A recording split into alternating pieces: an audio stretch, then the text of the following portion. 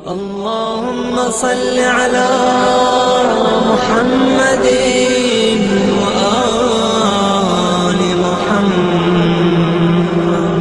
اعوذ باللہ من الشیطان اللعین الرجیم. بسم اللہ الرحمن الرحیم. رب اشرح لی صدری ویسر لی امری واحلل عقدۃ من لسانی یفقہوا قولی. ان اللہ درود پڑھ دے محمد علیہ وسلم.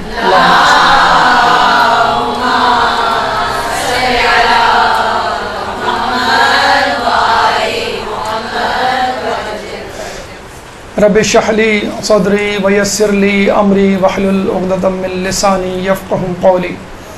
ان اللہ وملائکتہ یصلون علی النبی یا ایھا الذین آمنوا صلوا علیہ وسلموا تسلیما.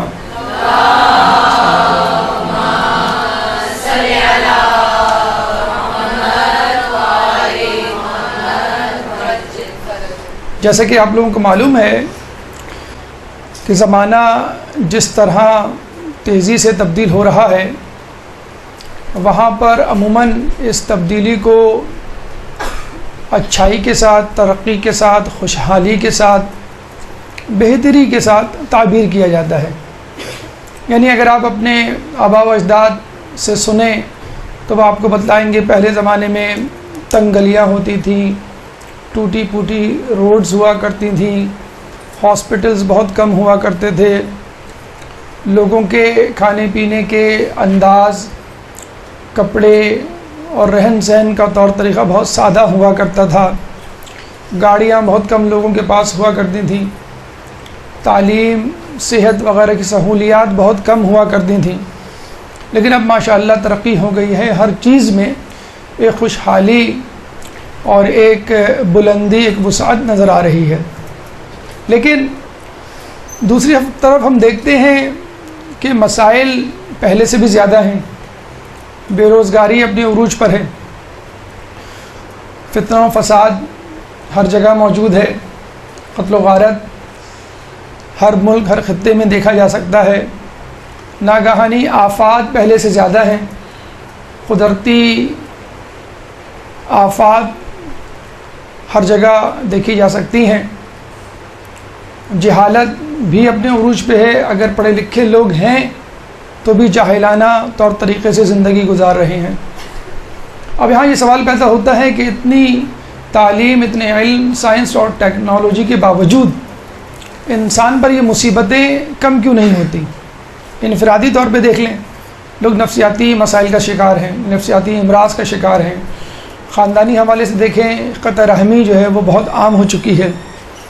ملکی حوالے سے دیکھیں تو سیاسی انتشار اور معاشی عدم استحکام ہمیں نظر آتا ہے. اور عالمی حوالے سے ہر جگہ ایک جنگ و جدل کی سی کیفیت ہے.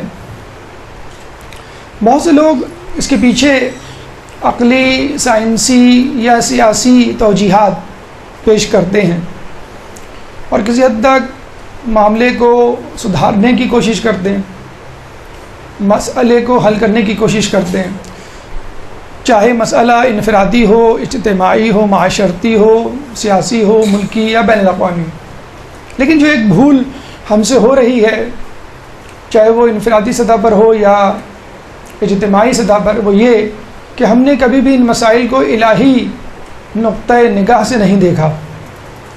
ہم نے یہ تو کہہ دیا کہ بھئی سیلاب اس لیے آ رہے ہیں کہ ڈیمز نہیں بنا رہے ہیں، یا بجلی کی لوڈ شیڈنگ اس وجہ سے ہو رہی ہے کہ قدرتی وسائل کو صحیح استعمال نہیں کیا جا رہا. لیکن اگر دیکھا جائے تو اس میں الہی سبب مد نظر رکھنا چاہیے. ایک داخلی ہے اور ایک خارجی. اور داخلی یہ کہ یہ ہمارے گناہ ہیں جس کے سبب مسائل ختم ہونے کو نہیں آ رہے، اور خارجی یہ ہے کہ اگر گناہ نہ بھی ہوں تو اللہ کی طرف سے ایک آزمائش، اور اگر گناہ گاروں کے لیے ہے تو پھر یہ ایک عذاب. چنانچہ انسان کی طرف جو مصیبتیں آ رہی ہیں یا انسان جن پریشانیوں میں مبتلا ہے وہ اتنی زیادہ ہو گئی ہیں کہ ایک صحیح انسان، اصول و ضوابط پہ چلنے والا، تعلیم یافتہ، دیندار، نیکوکار انسان بھی پریشان بیٹھا ہوا ہے. یہ بالکل ایسا ہی ہے کہ جیسے ایک شاہراہ پہ ایک شخص ٹریفک کے قوانین کے مطابق گاڑی چلائے اور باقی لوگ گاڑی نہ چلائیں ٹریفک کے قانون کے مطابق، تو یقیناً اس شخص کا بھی ایکسیڈنٹ ہوگا جو صحیح اصولوں کے مطابق گاڑی چلا رہا ہے. تو وہی مثال آج کل صادق آ رہی ہے کہ جو نیکوکار ہیں، دیندار ہیں اور خیر خواہ لوگوں سے ہمدردی رکھنے والے، کسی کو نقصان نہ پہنچانے والے لوگ ہیں، وہ بھی پریشانی کا شکار ہیں. اب یہاں آ کے ہمیں یہ دیکھنا ہے کہ یہ پریشانیاں، یہ مصیبتیں آزمائش ہیں یا عذاب ہیں، اور اگر یہ آزمائشیں ہیں تو ان کی وجوہات کیا ہیں، ہم پہ آزمائشیں کیوں آتی ہیں، کتنی اقسام، کتنے پہلوؤں اور کتنی جہتیں لیے ہوئے یہ آزمائشیں ہوتی ہیں، ان کے اثرات کیا ہیں. یعنی اگر آزمائش مصیبت کا نام ہے، زحمت مشقت کا نام ہے، تو یقیناً بری ہوگی، لیکن ایسا نہیں ہے. حقیقت میں آزمائش سراسر فائدہ مند ہے انسان کے لیے جو نیکوکار ہے. پھر آخر میں انشاءاللہ اس بات پہ گفتگو کہ اس کا ہم مقابلہ کیسے کریں. چنانچہ آج کا موضوع ہے آزمائش اور اس کا مقابلہ. ایک درود پڑھ دے محمد والے محمد. اللہم صلی علی محمد.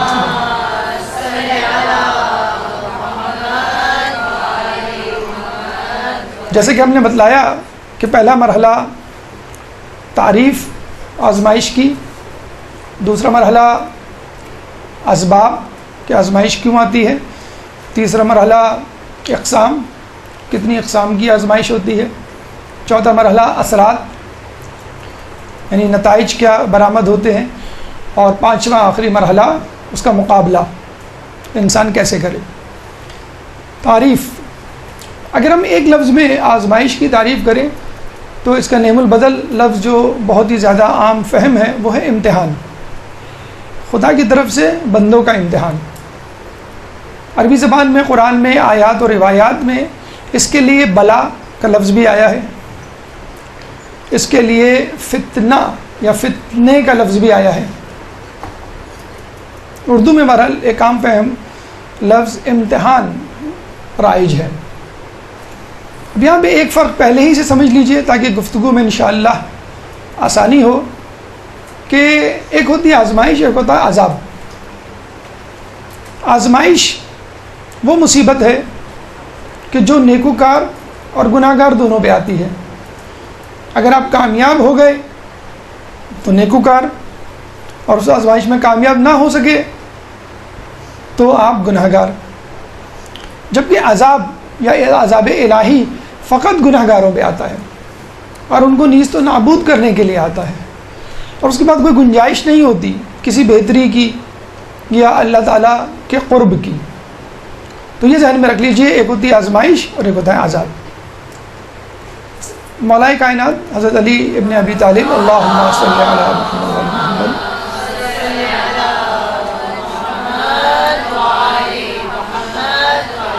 سے کسی نے پوچھا کہ آزمائش اور عذاب میں کیا فرق ہے، یعنی اگر مجھ پہ کوئی مصیبت آئے تو میں کیسے پہچانوں گا کہ یہ آزمائش ہے یا عذاب. تو مولانا نے فرمایا کہ اگر یہ مصیبت تم کو خدا سے قریب کر دے تو آزمائش ہے، اور خدا سے دور کر دے تو یہ عذاب ہے. بہت آسان سا طریقہ تشخیص کا، تمیز دینے کا آزمائش کو عذاب سے. اب آئیے ہماری گفتگو کے دوسرے مرحلے کی طرف چلتے ہیں، اور وہ ہے اسباب آزمائش، یعنی آزمائش کیوں آتی ہیں. درود پڑھ دے محمد والے محمد.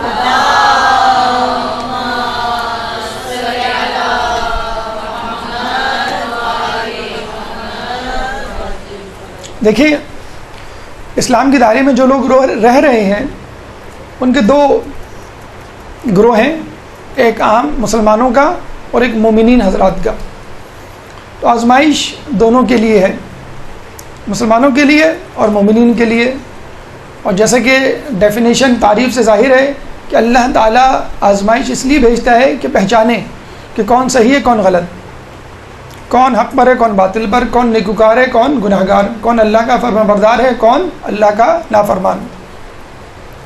اللہ تعالیٰ سورہ ہود آیت نمبر 7 میں فرماتا ہے وَهُوَ الَّذِي خَلَقَ السَّمَاوَاتِ وَالْأَرْضَ فِي 6 أَيَّامٍ وَكَانَ عَرْشُهُ عَلَى الْمَاءِ وَلِيَبْلُوَكُمْ أَيُّكُمْ أَحْسَنُ عَمَلًا. وَهُوَ الَّذِي خَلَقَ السَّمَاوَاتِ وَالْأَرْضَ فِي سِتَّةِ أَيَّامٍ، وہی تو ہے کہ جس نے زمین و آسمان کو 6 دنوں میں خلق کیا. وَكَانَ عَرْشُهُ عَلَى الْمَاءِ، اور اس کا عرش تخت پانی پر ہے. وَلِيَبْلُوَكُمْ أَيُّكُمْ أَحْسَنُ عَمَلًا، اور وہ تم کو آزماتا ہے تاکہ پہچانے کہ تم میں بہتر عمل کرنے والے کون ہیں.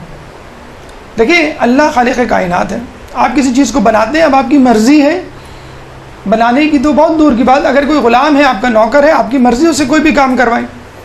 تو اللہ تعالیٰ نے ہم کو خلق کیا ہے، اب اللہ کی مرضی ہے ہم سے وہ کوئی بھی کام کروائے، اگر غلط کام بھی کروائے تو بھی جائز ہے، دیکھا جائے، کیونکہ ہمارا مالک ہے، توڑ کے پھینک دے، تباہ کر دے، برباد کر دے ہم کو، اور اگر کسی آزمائی سے گزار کے کسی مقام و مرتبے تک پہنچا دے تو بھی آسان ہے، بہت ہی بہتر ہے. تو اللہ تعالیٰ ہی ہے کہ جس نے اس کائنات کو، زمین آسمان کو 6 دنوں میں تخلیق کیا.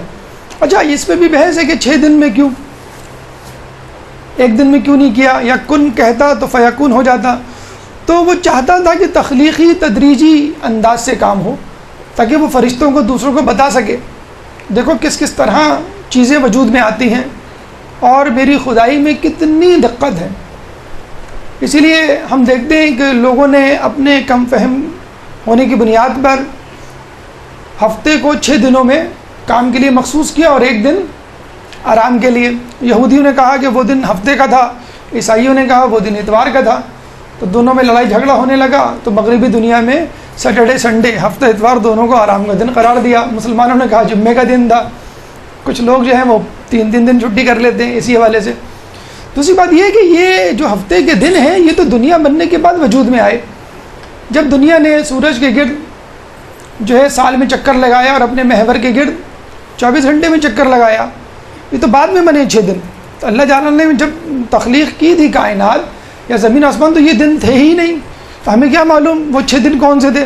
ہو سکتا ہے وہ 6,000 سال کے برابر ہوں، جیسے کہا جاتا ہے قیامت کا ایک دن جو ہے 50,000 سال کے برابر ہوگا. تو اللہ کے بنائے ہوئے وقت جو کہ کائنات سے پہلے تھا اس کو اپنے وقت پر محمول نہ کریں، نمبر 1 بات. نمبر 2، وَكَانَ عَرْشُهُ عَلَى الْمَاءِ، اور اس کا تخت، اس کی کرسی پانی پر ہے. اصل میں ماء عربی میں سیال کو بھی کہتے ہیں، اور میڈیکل یہ سائنسی ریسرچ بھی یہی کہتی ہے کہ یہ پوری کائنات اس وقت سالڈ لکوڈ گیس کی شکل میں ہے، لیکن دنیا وجود میں آنے سے پہلے پوری کائنات لکوڈ فارم میں تھی، سیال کی شکل میں تھی، ماء کی شکل میں تھی. عربی میں ماء ہر سیال بہنے والی چیز کو کہتے ہیں. تو اللہ کا تخت کا مطلب یہ نہیں اللہ کا تخت کوئی کرسی ہے، کوئی تخت ہے لکڑی کی، اس میں وہ انسانوں کی طرح نعوذ باللہ بیٹھا ہوا، ایسا نہیں ہے. یعنی اس کی حکومت سیال ہر چیز جو کائنات میں بہہ رہی تھی اس زمانے میں اس پر ہے، کوئی چیز اس سے بچی بھی نہیں ہے. پھر بعد میں اللہ نے باقی اشیاء کی درجہ بندی کی اور ان کو مختلف شکلیں دی. پھر اللہ تعالیٰ کہتا ہے وَلِيَبْلُوَكُمْ أَيُّكُمْ أَحْسَنُ، اب اللہ تعالیٰ آزماتا ہے تاکہ دیکھے تم میں کون عمل کرنے والا ہے. اس کا مطلب اللہ تعالیٰ نے جو کائنات تخلیق کی، اس کے بعد دنیا تخلیق کی، اس کے بعد پانی، پہاڑ، پھر درخت، نباتات، حیوانات، تو یہ عبث نہیں پیدا کیے ہیں. یہ ایک امتحانی ہال ہے کہ جس میں انسان کو بھیجا گیا ہے کہ تم اپنے دعوے کو سچ کر دکھاؤ. جو تم نے عالم ذر میں دعویٰ کیا تھا الست بربکم، کیوں نہیں تو ہمارا رب ہے، اس کی ربوبیت کو جس طرح تم نے پیدا ہونے سے پہلے اس دنیا میں آنے سے پہلے تسلیم کیا تھا، عمل کر کے دکھاؤ کہ تم نے واقعی اس کو اپنا رب کہا ہے. اس کے بعد اللہ تعالیٰ اسی طرح آزمائش کی تشریح یا توضیح یا سبب بیان کرتے ہوئے سورہ آل عمران آیت نمبر 141 میں فرماتا ہے کہ ام حسبتم ان تدخلوا الجنہ ولما يعلم اللہ الذین جاہدوا منکم.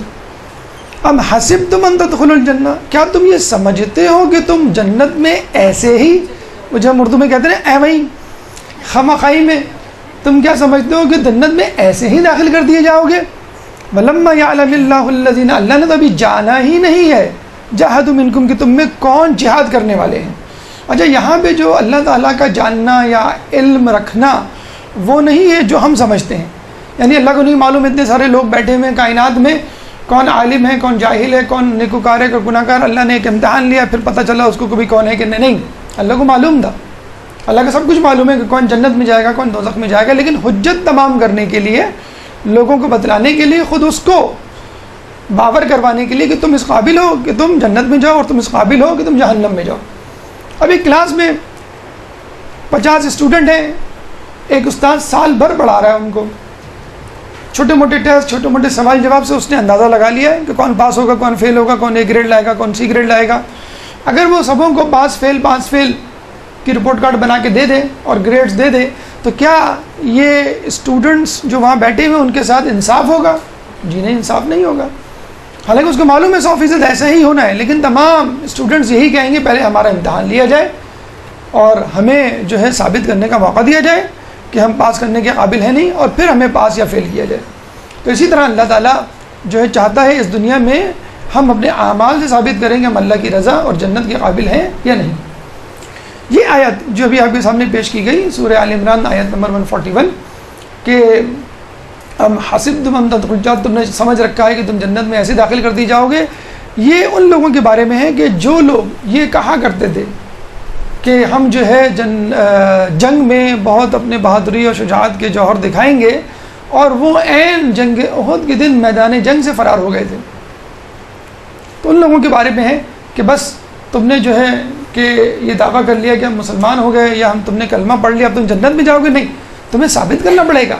میدان جنگ میں تمہارے پاؤں کی لغزش نہ ہو, پائے استقامت میں لغزش نہ آئے, تمہیں دشمنوں سے مقابلہ کرنا پڑے گا, پھر کہیں جا کہ تم اپنے آپ کو اس قابل ثابت کرو گے کہ ہاں میں جو ہوں جنت میں جانے کے قابل ہوں.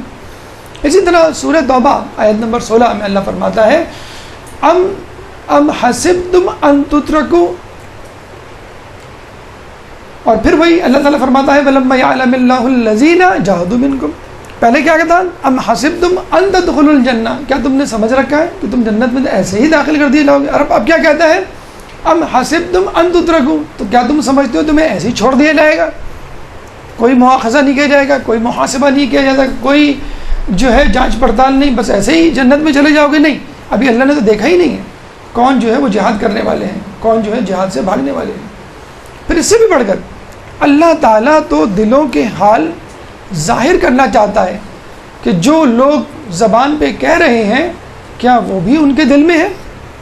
وَلِيَبْتَلِيَ اللَّهُ مَا فِي صُدُورِكُمْ وَلِيُمَحِّصَ مَا فِي قُلُوبِكُمْ. سورہ آل عمران آیت نمبر 154 اللہ تعالیٰ فرماتا ہے وَلِيَبْتَلِيَ اللَّهُ مَا فِي صُدُورِكُمْ, اللہ تعالیٰ آزمانا چاہتا ہے جو تمہارے سینوں میں ہے. وَلِيُمَحِّصَ مَا فِي قُلُوبِكُمْ, اور اس بات کو منکشف کرنا چاہتا ہے کہ جو تم نے اپنے دلوں میں چھپا کے رکھی ہے. جنگ احد میں شامل ہونے والے افراد پہلے کہا کرتے تھے کہ ہم جو ہیں وہ اگر جنگ بدر میں شہید ہو جاتے تو کتنا اچھا ہوتا, ہمیں وہیں پہ جنت مل جاتی. لیکن جب جنگ احد میں موقع آیا جوہر دکھانے کا تو وہ جوہر نہیں دکھا سکے. تو اللہ تعالیٰ یہ جو ہم اکثر جسے کہتے ہیں نا شیخی مارنا یا اپنے تکبر کا اظہار کرنا کہ میں تو یہ ہوں اور میں تو وہ ہوں, میں یہ کر دیتا میں وہ کر دیتا, لیکن میں اس زمانے میں پیدا نہیں ہوا, یا اگر امام آئیں گے تو میں یہ کر دوں گا وہ کر دوں گا, یہ بہت بات کی بات ہے. یا لیتنی کنت معکم فافوز فوزا عظیما, ہم پڑھتے ہیں نا کہ اگر ہم آپ کے ساتھ ہوتے تو عظیم کامیابی پر فائز ہوتے. ہو سکتا ہے آپ نہ ہوتے, کوئی اور ہوتا. ہو سکتا ہے کہ جس کو آپ سمجھ رہے ہیں کہ یہ نہیں فائز ہوتا وہ ہو جاتا. یا ہم جو کہتے ہیں کہ اللہ جل کہ جب آپ آئیں گے تو ہم آپ کا ساتھ دیں گے, آپ آئیں گے تو ہم آپ کے لیے قربانی دیں گے. یہاں پہ سوال یہ پیدا ہوتا ہے کہ اگر کربلا نہیں ہے تو کیا ابھی چھوٹی موٹی کربلا یا چھوٹے موٹے حق و باطل کے معرکے جاری نہیں ہیں؟ کیا ابھی بھی ہمارے اوپر کوئی آزمائش نہیں ہوتی جس سے ہم ثابت کر سکیں؟ میدان کربلا میں جو ہے صحابی تڑپ رہے ہیں, ترس رہے ہیں کہ ہمیں امام کے پیچھے نماز مل جائے. میدان جنگ ہے, تیروں کی بارش ہے, اور ہمارے ساتھ کچھ بھی نہیں ہوتا دیکھا جائے. ہاں مصروفیات ہیں, نیند ہے, ٹی وی ہے, موبائل ہے, انٹرنیٹ ہے, گپ شپ ہے, ہوم ورک ہے, یا کوئی اور کام ہے غیر ضروری جس کو آپ نماز کی تاخیر کا بہانہ بناتے ہیں. اور وہاں پہ اصحاب امام حسین کے ساتھ موجود ہیں اور وہ میدان جنگ کی مصیبت کو، زحمت کو، آزمائش کو بہانہ قرار نہیں دے رہے. اصولاً تو وہ وقت ایسا تھا کہ نماز کو ہی بھول جانا چاہیے تھا، لیکن نماز کو یاد رکھے ہوئے ہیں. تو ہم جو یہ دعویٰ کرتے ہیں کہ میدان جنگ میں ہوتے، کربلا میں ہوتے تو یہ کرتے وہ کرتے، فقط اپنی نمازوں سے اندازہ لگا لیجئے. اول وقت نماز کے لیے خشوع و خضوع، نماز کے لیے تڑپنا، سوچنا، اس کی کتنی فکر ہے ہم کو. وہ تو بہت بات کی بات ہے کہ اگر کربلا ہوتی تو ہم یہ کرتے یا ہم جو ہے وہ کرتے. حرقوس بن زہیر ایک شخص تھا، مسلمان بظاہر لیکن دل میں نفاق لیے ہوئے. رسول اللہ نے جنگ حنین میں جب مال غنیمت کو تقسیم کیا تو اس شخص نے رسول اللہ کو ٹوکا، نعوذ باللہ، اے محمد انصاف کرو. اور ایک مرتبہ نہیں، 3 مرتبہ، اے محمد انصاف کرو، اے محمد انصاف کرو. تو رسول اللہ نے غصے سے کہا، اے ملعون چپ ہو جا، اگر میں نہیں انصاف کروں گا تو کون انصاف کرے گا. اور پھر یہی خوارج کا سردار بن کر جنگ نہروان میں مولا علی کے ہاتھوں قتل ہوتا ہے. اور مولا علی فرماتے ہیں کہ میں نے بدترین شخص کو واصل جہنم کیا، بدترین شخص کو قتل کیا. تو آپ نے دیکھا، زبانی کلامی فقط اقرار کرنا اور اپنے آپ کو بڑا ظاہر کرنا، اور وقت آنے پر رسول پر شک کرنا کہ رسول انصاف نہیں کر رہے، اور پھر وقت آنے پر رسول کے بنائے ہوئے وصی کو نعوذ باللہ جو ہے وہ کافر قرار دینا یا اس کے خلاف کھڑے ہو جانا. تو اللہ تعالیٰ مسلمانوں سے من حیث المجموعی امتحان لیتا ہے آزمائش کی صورت میں، تاکہ پتہ چلا سکے کہ کون جہاد کرنے والا ہے، کون کوشش کرنے والا ہے، کون قربانی کرنے والا ہے، اور پھر الگ کرے اچھوں کو بروں کے ساتھ. اب آئیے مومنین کے لیے خصوصی طور پہ آزمائش کا کیا درجہ ہے. ایک شخص، 5ویں امام محمد باقر علیہ السلام، اللہم صلی علی محمد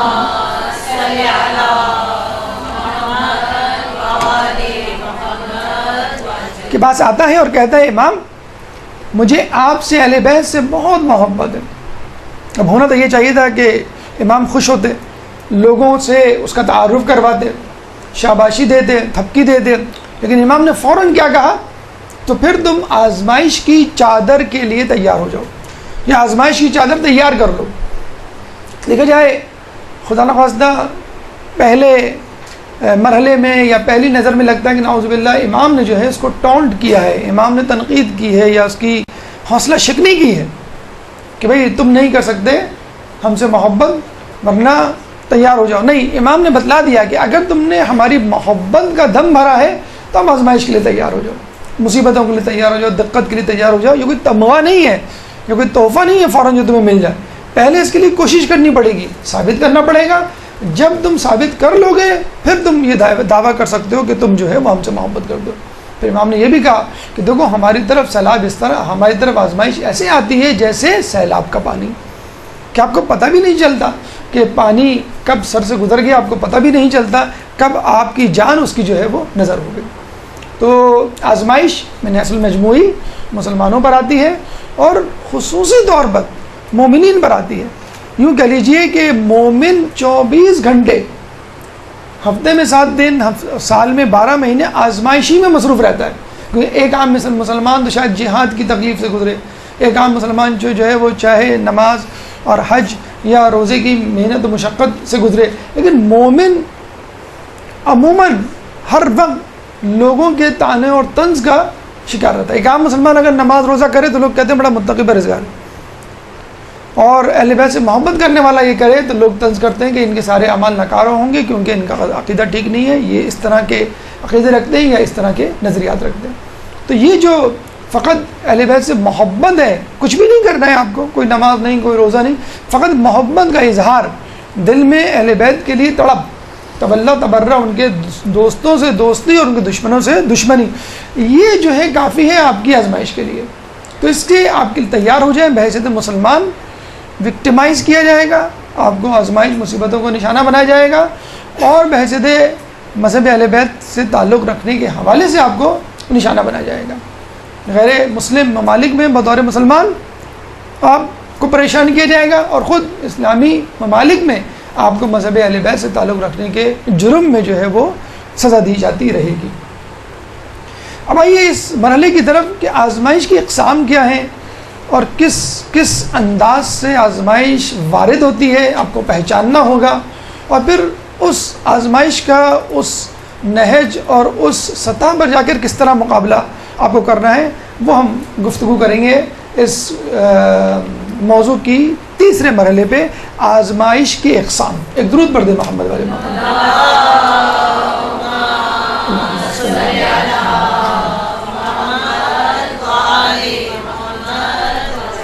دیکھیے، آزمائش کی اقسام کئی طریقوں سے، کئی جہتوں سے اس کو مختلف درجہ بندی میں لیا جا سکتا ہے۔ نمبر ایک، بحیثیت شدت۔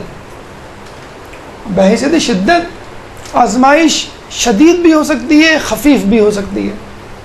روایت میں ہے کہ سب سے زیادہ آزمائش انبیاء کی، اور اس کے بعد ان سے قریب لوگوں کی، اور اس کے بعد درجہ بدرجہ ان سے محبت کرنے والوں کی ہوتی ہے۔ ہم دیکھتے ہیں زکریا علیہ السلام جب لوگوں کے خوف سے بھاگے تو جنگل میں ایک درخت کے تنے کے اندر پناہ لی۔ جب اس میں وہ چلے گئے تو لوگ ان کو ڈھونڈنے لگے، بھئی یہ کہاں گئے؟ شیطان نے ہاتھ ڈالا تنے کے اندر، پتہ چلا کہ زکریا علیہ السلام یہاں بند ہے۔ تو شیطان نے کہا کہ اس درخت کو 2 ٹکڑے کر دو۔ آرا چلایا گیا اور اس آرے سے نہ صرف درخت کے تنے کے 2 ٹکڑے ہوئے، خود زکریا علیہ السلام بھی۔ اتنی شدید آزمائش۔ امام فرماتے ہیں کہ لوگوں کو اسی طرح، یعنی انبیاء کے ماننے والوں کو زمین میں گاڑ دیا جاتا تھا، اور پھر لوہے کی کنگھیوں سے ان کے جسموں کو نوچا جاتا تھا، اور ان کے سروں پر جو ہے وہ آرے چلائے جاتے تھے۔ حبشی قوم میں ایک حبشی رسول بھیجا گیا، کہتے ہیں کہ اس حبشی نبی اور اس حبشی قوم پر اس وقت کے بادشاہ نے چڑھائی کر دی، اور بہت سارے اس نبی کے ماننے والوں کو قید کر لیا، خندق کھودی گئی اور آگ جلائی گئی۔ اچھا، اب یہ نہیں کیا کہ جو اس نبی کے ماننے والے تھے ان کو کہا کہ بھئی کود جاؤ، یا ان کو دھکا دے دیا، نہیں، صرف یہ اعلان کیا گیا جو بھی اس نبی کا ماننے والا ہے وہ اس آگ میں کود جائے۔ گویا ایک بہت بڑا آپشن، ایک طریقہ آپ کو بتلا دیا گیا کہ اس نبی کی پیروی چھوڑ دو، اب بادشاہ کے ساتھ مل جاؤ۔ بڑا آسان طریقہ تھا کہ کوئی بھی نہ کودتا، لیکن کہتے ہیں کہ کوئی شخص بھی ایسا نہ تھا کہ جو اس نبی کی پیروی نہ کرتا ہو اور اس آگ میں نہ کودا ہو۔ سب ایک ایک کر کے با حسن و خوبی جو ہے بالکل بلا تعمل اس میں کود گئے۔ ایک عورت تعمل کا اظہار کر رہی تھی، مشوش تھی، کیونکہ اس کی گود میں بچہ تھا کہ میں اگر مر گئی تو اس بچے کا کیا ہوگا، یا یہ بچے کو میں جلتا ہوا نہیں دیکھ سکتی۔ تو اسی تردد کا شکار تھی کہ بچہ گویا ہوا، اللہ نے اس کو قوت گویائی دی اور کہا اماں ڈرو مت، کود جاؤ۔ تو اس طرح کے لوگ ہوا کرتے تھے کہ اپنی جان پہ کھیلنا۔ ہم تو بڑے آرام سے کوشش کرتے ہیں، تلاش کرتے ہیں کوئی طریقہ کسی طرح ہماری جو ہے وہ جان بچ جائے یا نقصان سے بچ جائے، لیکن اس زمانے میں ایسے لوگ بھی گزرے ہیں کہ نبی بھی تیار اور نبی کے ماننے والے بھی تیار ہیں۔ تو یہ شدت ہے کہ جس کے حوالے سے آپ کو دیکھنا ہے کہ اگر آپ کے اوپر زیادہ شدید قسم کی آزمائش آ رہی ہے تو گھبرائیں مت۔ یہ نہ کہیں کہ میں تو نیکوکار ہوں، میں باحجاب ہوں، میں بارش ہوں، میں نمازی ہوں، میں تہجد گزار ہوں، میں روزے دار ہوں، میں لوگوں کی بھلائی کے لیے کام کرتا ہوں، لیکن اللہ نے میرے ساتھ یہ کیا۔ اگر کیا بھی تو ٹھیک، 1 دن 2 دن، یہ تو ہمیشہ سے چلا آ رہا ہے، 10 سال سے ایسا ہو رہا ہے، میرے ساتھ مصیبت ہے، یا 10 سال سے جو میں کسی مرض کا شکار ہوں یا کسی نقصان سے دوچار ہوں۔ اتنی شدید، اگر شدید آزمائش ہے تو سمجھ جائیے آپ کا درجہ بھی انبیاء کے اتنے ہی قریب ہے۔ انبیاء پہ سب سے زیادہ آزمائش، اس کے بعد ان لوگوں پہ جو انبیاء کے ماننے والے ہیں۔ اس کے بعد ایک عجیب قسم آزمائش کی ہے جس کو پہچاننا بہت ضروری ہے، اور جس کو نہ پہچاننے کی وجہ سے لوگ کفر کا شکار ہو گئے، اور وہ ہے بحیثیت حقیقت۔ امام فرماتے ہیں کہ اللہ تعالیٰ کبھی بھی انسان کو، جو مفہوم ہے عبارت ہے وہ پہلے میں بتا دوں پھر میں آپ کو حدیث سناتا ہوں، حقیقت بتا کے نہیں آزماتا۔ مثلا امام کی روایت کیا ہے فرشتوں کے حوالے سے؟ امام کی روایت کیا ہے؟ اگر اللہ چاہتا تو آدم علیہ السلام کو خیرہ کر دینے والی روشنی سے پیدا کرتا کہ فرشتوں کی گردنیں فوراً خم ہو جاتی، لیکن اس سے ان کی آزمائش ہلکی ہو جاتی. بھی دیکھیں نا، آدم یا ہم اشرف المخلوقات ہیں، اور فرشتے اور جن، یعنی جس کا تعلق جس میں سے شیطان تھا وہ ہم سے کمتر ہیں. مطلب تمام مخلوقات سے ہم افضل ہیں. چلیں ٹھیک ہے، جانوروں اور پودوں اور جمادات سے ہم واضح طور پہ ممیز ہیں، افضل نظر آتے ہیں. ٹھیک ہے، ہم نشو نما کرتے ہیں، ہم ہاتھ پیر ہلاتے ہیں، ایک جگہ سے دوسری جگہ جاتے ہیں وغیرہ وغیرہ. لیکن جنوں سے اور فرشتوں سے افضل ہیں. ایک ایسی مطلب اللہ کی حکمت دی جس سے انسان دھوکہ کھا سکتا ہے. بھائی اگر ہم یہ کہیں کہ بھئی یہ ایک جیولری ہے، یہ ایک جیولری ہے، یہ ایک زیور ہے، یہ ایک زیور ہے، یہ زیور سونے کا بنا ہے اور یہ زیور چاندی کا بنا ہے، اب آپ بتائیں کون سا زیور افضل ہے، کون سا بہتر ہے؟ سونے کا. ہر کوئی یہ کہے گا. ایک شے، ایک مخلوق نور سے بنی ہے اور ایک مٹی سے بنی ہے، بھئی کون سی افضل ہوگی؟ نور سے. پہلا جو جواب آئے گا، اور یہی تھا شیطان کا جواب. اس نے نور کیا، اس نے کہا تھا میں آگ سے بنا ہوں اور آگ مٹی کو جلا دیتی، میں افضل ہوں. دوسری طرف فرشتوں کو اپنی عبادت کا زعم تھا کہ ہم نے اتنے عرصے سے عبادت کی ہے اور ہم تیری عبادت کے لیے کافی ہیں. اور دوسری بات یہ ہے کہ یہ انسان تو زمین پہ جا کے فساد پھیلائے گا، ہم نے کوئی فساد نہیں کیا، ہم نے اس سے زیادہ عبادت کی ہے، ہم تیری عبادت کے لیے کافی ہے. لیکن اللہ نے کیا کہا کہ جو مجھے معلوم ہے وہ تمہیں نہیں معلوم. اور شیطان نے تو نعوذ باللہ چیلنج کر دیا خدا کو، بلکہ اس نے پوچھا نہیں کہ کیوں، اس نے اپنا فیصلہ سنا دیا، میں نہیں کروں گا. فرشتوں نے یہ نہیں کہا تھا کہ ہم نہیں کریں گے. فرشتوں نے ڈرتے ڈرتے پوچھا تھا کہ ہم ہیں تو ضرورت کیا ہے انسان کی، یا یہ فساد کریں گے، ہم نہیں کرتے. لیکن شیطان نے کہا کہ بس میں افضل ہوں، یہ کمتر ہے، تو کہے یا نہ کہے میں نہیں مانتا تیری بات کو بھی. تو پھر اللہ تعالیٰ نے اس کو ملعون کہہ کے راندہ درگاہ کر دیا. اس کا مطلب کیا ہوا؟ اللہ اگر پہلے سے بتا دیتا، آدم علیہ السلام کی افضلیت کو پہلے سے ثابت کر دیتا، تو پھر شیطان کی اصلیت کھل کے سامنے نہیں آتی. اور ہم دیکھتے ہیں اپنے آس پاس کے ماحول میں، ایک عام انسان ہے، عام لباس پہنا ہوا ہے، ایک عام سے گھر میں رہ رہا ہے، اور اس کو ہم جو ہے وہ حیثیت وہ مرتبہ نہیں دیتے. محفلوں میں دیکھا ہوگا آپ نے کہ جو لمبی گاڑی میں آتے ہیں، جو زرق برق لباس پہنے ہوئے ہوتے ہیں، اور جو نئے ماڈل کی گاڑیاں اور لیٹسٹ موبائلز کے ساتھ ہوتے ہیں، جن کا ایک معاشرے میں مقام ہوتا ہے، حکومت میں کوئی عہدہ ہوتا ہے، اس کے ساتھ کس طرح لوگ ملتے ہیں اور ایک عام آدمی سے کس طرح ملتے ہیں. بلکہ عام آدمی کو سلام کرنا بھی ان کو یاد نہیں رہتا. اس کا مطلب کیا ہوا؟ اللہ تعالیٰ جب آپ کی آزمائش کرے گا تو اس آزمائش کی حقیقت کو چھپا دے گا. مثلا فرض کر لیں اللہ تعالیٰ نے آپ کو بیمار کر دیا، اللہ تعالیٰ یہ بیماری کوئی اعلان تھوڑی کرے گا کہ میں تم کو بیمار کر رہا ہوں 10 دن کے لیے، مثلا بخار میں مبتلا کروں گا، کھانسی میں مبتلا کروں گا. یہ آزمائش ہے، اور یہ آزمائش تم اگر پوری کر لیتے ہو تو تمہیں جنت میں یہ گھر دے دیا جائے گا. بس ایک مبہم سا ہے، آپ کو معلوم بھی نہیں. آپ سوچ رہے ہیں کہ میں بخار جو پڑا ہوں، میں نے ٹھنڈا پانی پی لیا تھا سردی میں، یا بارش میں زیادہ بھیگ لیا تھا، یا نیند میری پوری نہیں ہوئی اس وجہ سے تھکن یا بیماری یا بخار یا کسی پریشانی کا شکار ہوں. تو اللہ واضح طور پہ نہیں بتائے گا. اور یہ انسان کی کم عقلی ہے کہ وہ چاہتا بھی نہیں ہے. بعض اوقات آپ نے دیکھا ہوگا کہ لوگ مدرسوں کا رخ نہیں کرتے، مجالس کا رخ نہیں کرتے، علم کا رخ نہیں کرتے، کتابوں کو نہیں کھولتے، اساتذہ سے نہیں پوچھتے. کیوں؟ کہ اگر ہم نے پوچھ لیا تو کرنا پڑ جائے گا. انسان گناہ گار ہوتا ہے لیکن اپنے گناہوں کو چھپا رہا ہوتا ہے، اور کیا کہہ رہا ہوتا ہے کہ بھئی دوسرے تو ہم سے بڑے بڑے گناہ کرتے ہیں. اس حوالے سے ایک لطیفہ ذہن میں آ رہا ہے، محفل کو تھوڑا سا جسے کہتے ہیں دو آتشہ بنا دیں، درود پڑھ دیں محمد والے محمد.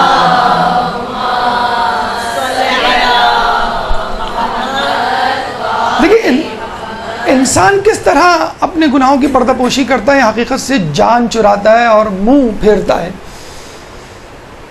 ایک صاحب بڑے مشہور تھے، ہر قسم کے گناہوں میں ملوث. ان کے لیے جو ہے وہ لڑکی والے ان کو دیکھنے کے لیے آئے فائنل اپروول کے لیے. تو سارے گناہ تو انہوں نے کیے ہوئے تھے. اب ان کے گھر والے پریشان تھے، بھئی اب یہ ایک ایک کر کے ان کے گناہ کھل جائیں گے، ہم کیسے چھپائیں، کیا کریں. انہوں نے کہا کہ صاحب جو ہے وہ لڑکا جو ہے وہ کہاں ہے؟ بھئی لڑکا جو ہے وہ منہ دھونے گیا ہے. میں نے کہا منہ دھونے گیا، خیریت؟ کہ نہیں، وہ اصل میں اس نے پیاز کھا لی تھی تو وہ منہ دھونے گیا تاکہ بدبو دور ہو سکے. کہیں گے کیوں پیاز کھا لی تھی؟ کہ اصل میں وہ کبھی کبھی شراب پی لیتا ہے تو شراب کی بدبو کو چھپانے کے لیے وہ پیاز کھانی پڑ جاتی تھی. آپ کا بیٹا شراب بھی پیتا ہے؟ کہتے نہیں شراب نہیں پیتا، کبھی کبھی وہ ناچ گانے کی محفل میں جاتا ہے تو وہاں شراب پی لیتا ہے. روزانہ نہیں پیتا, ویکینڈس وغیرہ پہ پیتا ہے. کہتے یہ ناچ گانے کی محفل میں بھی جاتا ہے. کہتے نہیں, اصل میں جب کبھی ڈکیتی مارتا ہے, جیب میں مال آتا ہے تو پھر وہ اڑاتا بھی ہے. کہ آپ کا بیٹا جو ہے وہ ڈکیتی بھی مارتا ہے. کہ نہیں, کہ اگر کبھی وہ کوئی قتل کر دے, پولیس والے پکڑ کے لے جائیں, تو پھر بعد میں اس کو ڈکیتی مار کے پیسے دے کے اس کو چھڑوانا بھی ہوتا ہے, تو وہ ڈکیتی مارتا ہے. یہ کہہ کے انہوں نے جب قتل تک بات پہنچی تو لڑکی والے اٹھے اور چلے گئے. جانے لگے تو چلے گئے. دوسرے دن جو ہے محلے والوں نے مذاق اڑانے کے لیے ان کے گھر آئے اور پوچھا کہ کیا ہوا, تمہارے لیے رشتہ آیا تھا, تمہارے بیٹے کے لیے منع ہو گیا, خیریت؟ چلیں گے ہاں, وہ کہہ رہے تھے کہ آپ کا بچہ پیاز بہت کھاتا ہے. تو انسان سننا بھی یہی چاہتا ہے اور خود اپنے آپ کو بہلاتا بھی یہی ہے, اور کوشش کرتا ہے کہ میرا جو اصل گناہ ہے یا میری اصل کمزوری ہے وہ چھپی رہے. آنکھ نہیں کھلی فجر کے لیے, نہیں, وجہ یہ تھی کہ آپ خود دیر سے سوئے, یا جسے کہتے ہیں کہ ٹریفک جام تھا اس لیے جو ہے وہ نماز پڑھنے میں تاخیر ہو گئی, یا ہوم ورک بہت ملا تھا, ہوم ورک کرتے کرتے اتنی دیر ہو گئی کہ پتہ ہی نہیں چلا, یا میں جو ہوں پڑھنے بیٹھا تھا جو ہے وہ لائٹ چلی گئی, میں کیا کروں, یا مہمان آ گئے, یا 10 قسم کے جسے کہتے ہیں کہ وہ لوازمات یا اسباب جو ہے وہ بیان کر دیتا ہے. دیکھیے ہمیشہ یاد رکھیں, جنت حاصل کرنے کا حق اسی کو ہے جس نے جنت نہ دیکھی ہو. اگر ہم نے جنت دیکھ لی تو جنت حاصل کرنے کے لیے ہم جو ہے وہ سب کچھ چھوڑ دیں گے, اور جہنم سے بچنے کا مزہ اسی وقت ہے جب ہم نے جہنم نہ دیکھی ہو. اللہ تعالیٰ انسانوں کے لیے, ابھی تو ہم نے فرشتوں کی مثال دی, اب انسانوں کی مثال. امام فرماتے ہیں کہ اللہ تعالیٰ انسانوں کو پتھروں سے آزماتا ہے کہ جو نہ نفع دے سکتے ہیں نہ نقصان دے سکتے ہیں, نہ سن سکتے ہیں نہ دیکھ سکتے ہیں. اور تو اور اللہ نے اپنا گھر بھی انہیں پتھروں میں قرار دیا ہے. دیکھیں ایک بڑی عجیب سی بات ہے, آپ نے شاید غور نہ کی ہو, لیکن ہندوؤں نے اس بات پہ بڑی تحقیق کی ہے کہ ہم ان کو پتھروں کے سامنے سجدہ کرنے سے منع کرتے ہیں نا منع, اور ہم خود پتھر کے آگے یعنی خانہ کعبہ کے آگے سجدہ کرتے. تو یہ کیا کھلا تضاد نہیں کہ آپ ان کو منع کر رہے ہیں کہ بھئی پتھر کے آگے سجدہ نہ کرو, آپ خود پتھر. دیکھیے اللہ کو چاہیے تھا, نعوذ باللہ, اب انسان ہے نا, انسان اپنی عقل کو سوچتا ہے تو وہ اللہ کو بھی مشورے دیتا ہے کہ تو اللہ میری بات مان لے تو بہت پبلک تیرے ساتھ ہوگی, بہت بڑا جلوس ہوگا تیرے ساتھ, تو جہاں جائے گا وہاں یہ لوگ آئیں گے, چاہے تجھے عدالت کوئی بھی فیصلہ سنا دے. تو اللہ تعالیٰ کو بھی مشورے دیتے ہیں کہ بھئی بت تھے خانہ کعبہ میں, اور مشرکین مکہ بتوں کو پوجا کرتے تھے, تو اگر تجھے اپنا خانہ کعبہ بنانا تھا تو لوہے کا بناتا, سونے کا بناتا, چاندی کا بناتا, کسی اور دھات کا بناتا, تاکہ ہم یہ تو کہہ سکتے تھے بھئی ہمارے پاس سپیریئر کوالٹی کے پتھر ہیں, تمہارے پاس لوور کوالٹی کے پتھر ہیں. تو مسئلہ پتھر کا نہیں ہے, مسئلہ یہ ہے کہ اللہ تعالیٰ نے کس کو اپنا گھر قرار دے دیا اور کس کو بت قرار دے دیا, کس کو کہہ دیا کہ یہ محترم ہے اور کس کو کہہ دیا کہ یہ محترم نہیں ہے. تو پتھر دیکھیں وہاں پر بھی ہے, جو آپ رمی کرتے ہیں اس میں آپ پتھر ہی تو مارتے ہیں, پتھر ہی کو تو مار رہے ہوتے ہیں آپ, اور یہ ایک پتھر ہے چکور گھر جس کے آگے آپ سجدہ کر رہے ہوتے ہیں. تو اللہ تعالیٰ حقائق کو چھپا رکھتا ہے. کیا ہندوؤں کو اس سے کوئی فائدہ ہوتا ہے؟ کوئی فائدہ نہیں ہوتا. کیا ہمیں کوئی نقصان ہے جو ہم پتھروں کے آگے سجدہ نہیں کرتے, بتوں کے آگے؟ کوئی نقصان نہیں ہوتا. لیکن چونکہ پتھروں سے مانگنا حرام ہے, ان کو خدا سمجھنا جو ہے وہ شرک ہے, اس لیے اللہ تعالیٰ نے ان کو اس کو منع کیا, حالانکہ وہی چیز اللہ نے اپنے خانہ کعبہ میں. تو اس کا جواب یہ ہے کہ پتھروں کو سجدہ کرنا اور ہے اور پتھروں کے آگے سجدہ کرنا اور ہے. یعنی پتھر کو خدا سمجھ کے سجدہ کرنا اور پتھر کے آگے خدا کا گھر, اس کو خدا کا گھر سمجھ کے سجدہ کرنا کچھ اور ہے. تو اللہ تعالیٰ کیا کرتا ہے؟ اللہ تعالیٰ نے آپ سے حقائق کو چھپا رکھا ہے. چھٹے امام جعفر صادق علیہ السلام, اللہم صلی علی.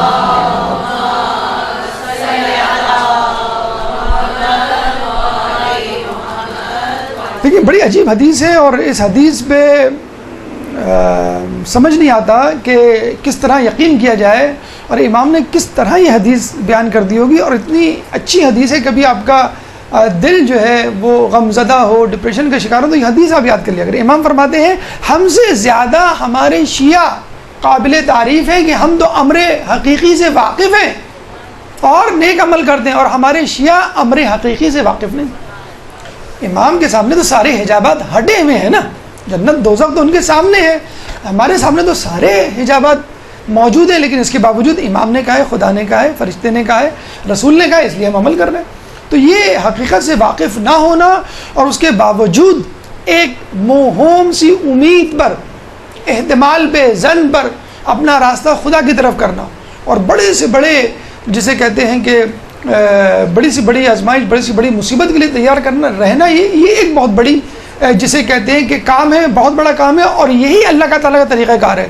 اللہ تعالیٰ جو ہے وہ آپ کے سامنے جنت دوزخ بالکل سامنے، آپ کے واٹس ایپ پہ میسج نہیں بھیج دے گا، فوٹو نہیں بھیج دے گا کہ یہ جنت ہے یہ دوزخ ہے، بھی فیصلہ کرو تمہیں کہاں جانا ہے۔ اپنی خیالی تصویریں اگر بنانا چاہیں تو بنا لیں، لیکن حقیقت میں جنت دوزخ مرنے کے بعد ہی آپ کے سامنے آئے گی۔ تو بحیثیت شدت جی ہماری شیعہ ہم سے زیادہ قابل تعریف ہیں کہ ہم امر واقعی سے واقف ہوتے ہیں اور عمل کرتے ہیں، اور جبکہ ہماری شیعہ امر واقعی سے واقف نہیں ہوتے۔ مفہوم حدیث ہے، الفاظ ادھر سے ادھر ہو جاتے ہیں، لیکن مفہوم یہی ہے۔ تو یہ بحیثیت حقیقت، اس سے پہلے بحیثیت شدت۔ اب آئیے بحیثیت خیر و شر۔ کبھی آزمائش خیر کی صورت میں آئے گی اور کبھی آزمائش شر کی صورت میں آئے گی۔ مثلا اللہ تعالیٰ سورہ انبیاء آیت نمبر 35 میں فرماتا ہے کہ تمہارے لیے خیر اور شر فتنہ ہے، ہم تمہیں خیر و شر سے آزمائیں گے۔ وَنَبْلُوكُم مِّنَ الشَّرِّ وَالْخَيْرِ فِتْنَةً، ہم تمہیں آزمائیں گے خیر اور شر کے فتنے سے۔ ایک دفعہ مولا کائنات حضرت علی ابن ابی طالب اللہم صلی علی محمد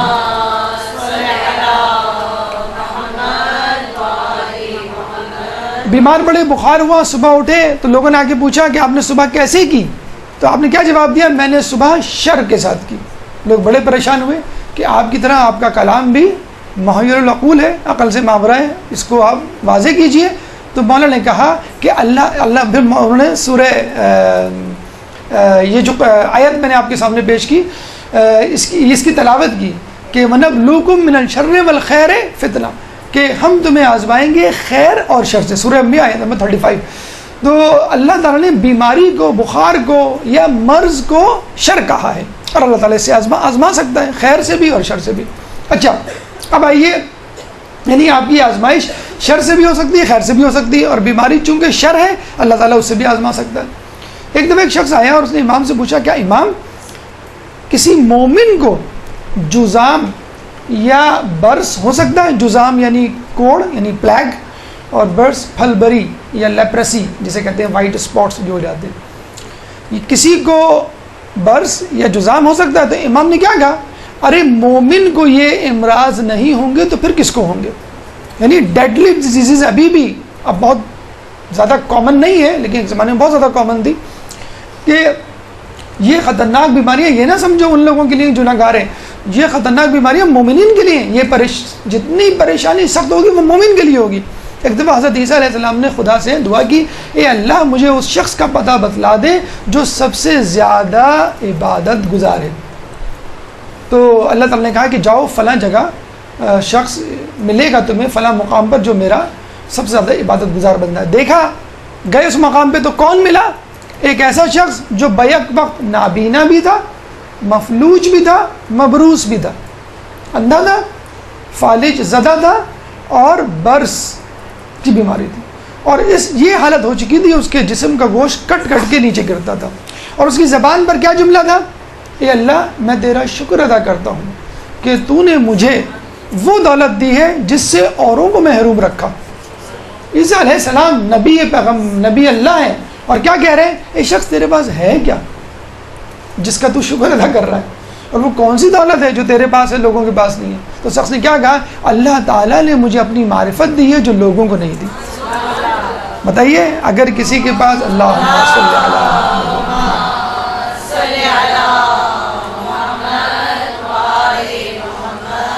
عموماً ہم اس بات کو انڈر ایسٹیمیٹ کر لیتے ہیں۔ امام کے پاس ایک شخص آیا نا، کہنے لگا میں فقیر ہوں، کہنے لگا تو کیسے فقیر ہو گیا؟ کہنے لگا کیوں؟ کہنے لگا کیا تیرے پاس ہماری محبت نہیں؟ کہنے لگا بس اگر تیرے پاس ہماری محبت ہے تو تو امیر ہے، تو فقیر نہیں ہے۔ تو اس شخص نے کیوں شکر ادا کیا اللہ کے کہ اس کو اللہ تعالیٰ نے اپنی معرفت دی تھی، اوروں کو نہیں دی تھی. ہمیں ایک نزلہ، زکام، کھانسی، چھوٹی سی بیماری ہو جائے یا کوئی نقص پیدائشی خدا نخواستہ ہو جائے تو ہم کہتے ہیں کہ اللہ تعالیٰ جو ہے تو نے جو ہے وہ ہمیں کیسے پیدا کر دیا. ایک انگلی نہ ہو، ایک ہاتھ نہ ہو. ابھی ایک میں کلپ دیکھ رہا تھا انٹرنیٹ پہ، تو ایک شخص تھا جس کا جو ہے وہ جس کے دونوں ہاتھ دونوں پیر غائب تھے، کچھ نہیں تھا، صرف سر اور دھڑ، دونوں ہاتھ دونوں پیر. اور وہ انجینئر بھی تھا، موٹیویشنل اسپیکر تھا. موٹیویشنل اسپیکر ہمارے ہاں تو اتنے مشہور نہیں ہے. موٹیویشنل اسپیکر کیا ہوتے ہیں؟ جو تقریر کرتے ہیں اور آپ کو موٹیویٹ کرتے ہیں، انکریج کرتے ہیں اور آپ کے اندر حوصلہ پیدا کرتے ہیں جینے کا. اس کو تو ویسے ہی جیتے جی مر جانا چاہیے. دونوں ہاتھ دونوں پیر غائب، بیوی بھی بچے بھی. اب پتہ نہیں داد اس کو دینی چاہیے یا بیوی کو. پیدائشی ہے، یہ نہیں کہ بعد میں کسی حادثے میں. اس کا مطلب ہے اسی حالت میں بیوی نے شادی کی ہوگی. بچے بھی ہیں، بہترین گھر، گاڑی، ہر فیسلٹی اس کے پاس موجود ہے. تو اس نے اس حالت میں زندگی. اس سے پہلے بھی میں نے آپ کو واقعہ سنایا تھا کہ انڈیا میں ایک عورت نے کوئی ایوریسٹ سر کی تھی. یہ نیوز نہیں ہے، نیوز یہ ہے کہ وہ لنگڑی تھی، ایک ٹانگ اس کی کٹ گئی تھی. ٹرین کے حادثے میں ایک ٹانگ اس کی کٹ گئی تھی. اس نے اس لنگڑے پن میں جو ہے وہ ماؤنٹ ایوریسٹ جو ہے وہ طے کیا تھا. تو اللہ تعالیٰ کی طرف سے اگر کوئی آزمائش آتی ہے تو آپ یہ نہ کہہ دیں یہ کوئی صلہ یا جزا یا سزا نہیں ہے، جہنم جنت کا فیصلہ یا نہیں ہو رہا. یہ ایک آزمائش ہے جس پہ دیکھنا ہے اللہ تعالیٰ کو کون اس پہ پورا اتر رہا ہے، کون نہیں پورا اتر رہا ہے. تو اگر بیماری کی صورت میں آپ کے پاس آزمائش آئے تو اس کے لیے آپ تیار رہیں اور اس کے صلے کو اپنے ذہن میں رکھیں. عیسیٰ علیہ السلام نے اپنے دست شفا اس شخص پہ پھیرا تو اس کا شخص جو ہے وہ اس شخص کا بدن جو ہے وہ خوبصورت، صحت مند، تندرست ہو گیا. پھر وہ ہمیشہ عیسیٰ علیہ السلام کے ساتھ رہا. تو بحیثیت خیر و شر، اچھا خیر، انما اموالکم و اولادکم فتنہ، کہ تمہارے لیے تمہارا مال اور تمہاری اولاد جو ہے وہ فتنہ یعنی آزمائش ہے. ایک شخص خانہ کعبہ کے خلاف کو پکڑ کے دعا مانگ رہا تھا، اللہ مجھے فتنوں سے دور رکھ، اے اللہ مجھے آزمائش سے دور رکھ. تو مولا یا غالباً چوتھے امام تھے، انہوں نے کہا کہ کیا تیرے پاس مال و اولاد کی تمنا نہیں تیرے پاس؟ کہنے نہیں میں تو چاہتا ہوں. کہنے اللہ تعالیٰ نے انما اموالکم و اولادکم سورہ تغابن میں کہا ہے کہ میں جو تمہارے لیے اولاد اور مال جو ہے وہ فتنہ ہے، وہ آزمائش ہے. کیا تم نہیں چاہتے؟ ہاں یہ کہو کہ اللہ مجھے آزمائش میں سرخرو کر، مجھے آزمائش میں جو ہے وہ کامیاب کر. تو آزمائش بحیثیت شدت کم یا زیادہ شدت کی ہو سکتی ہے، بحیثیت حقیقت یعنی مبہم ہو سکتی ہے، ہوتی ہے عموماً، اور بحیثیت خیر و شر اچھی بھی ہو سکتی ہے، بری بھی ہو سکتی ہے. پھر چوتھی جو قسم ہے آزمائش کی وہ ہے بسبب گناہ، ہمارے گناہوں کی وجہ سے، ہمارے بدعمالیوں کی وجہ سے. اب اللہ تعالیٰ ہم کو آزمائش میں مبتلا کرتا ہے. اگر ہمیں اب بھی ہوش آ گیا تو ٹھیک، نہیں ہوش آیا تو پھر آپ کا ٹھکانہ جہنم. اللہ تعالیٰ جو ہے وہ مختلف طریقوں سے آپ کی آزمائش کرتا ہے.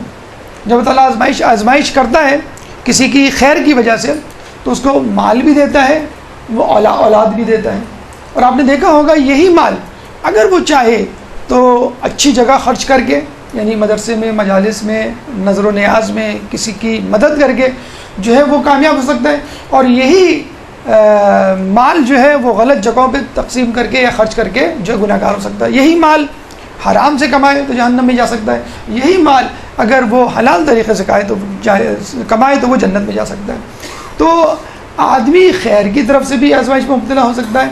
آپ یہ نہ سمجھیے کہ اللہ تعالیٰ نے اگر آپ کو دولت مند بنایا، خوبصورت بنایا، طاقتور بنایا یا حکومتی عہدہ دلایا تو اللہ آپ سے راضی ہے. جی نہیں، اگر ایسا ہو تو وہ لوگ اللہ سے راضی ہونے کے زیادہ حقدار ہیں کہ جو اسلام پہ نہیں چل رہے. امریکہ میں رہنے والے لوگ، یورپ میں رہنے والے لوگ، انڈین انڈسٹری آپ دیکھ لیں، فلم انڈسٹری یا جتنے بھی فاسق و فاجر سیاستداں ہیں وہ زیادہ حقدار ہیں اللہ تعالیٰ کی رضا کے. اگر دنیاوی جہل و جلال یا دنیاوی فائدہ اس بات کی دلیل ہوتا کہ آپ اللہ سے قریب ہیں تو یہ لوگ جو ہے وہ پہلے اللہ تعالیٰ سے قریب ہوتے. تو آزمائش جو ہے وہ آپ کے ہاتھوں کی کمائی بھی ہو سکتی ہے، جیسے اللہ تعالیٰ فرماتا ہے سورہ شورى آیت نمبر 30 میں وَمَا أَصَابَكُم مِّن مُّصِيبَةٍ فَبِمَا كَسَبَتْ أَيْدِيكُمْ. کہ جو کچھ تمہارے اوپر مصیبت آتی ہے وہ تمہارے اپنے ہاتھوں کی کمائی ہے. اگر آپ دیکھیں انڈیویجولی انفرادی طور پہ اگر ہم بدپریزی کرتے ہیں تو بیماری کا شکار ہوتے ہیں. 90% بیماریاں ہمارے اپنے کرتوت کی وجہ سے ہوتی ہیں.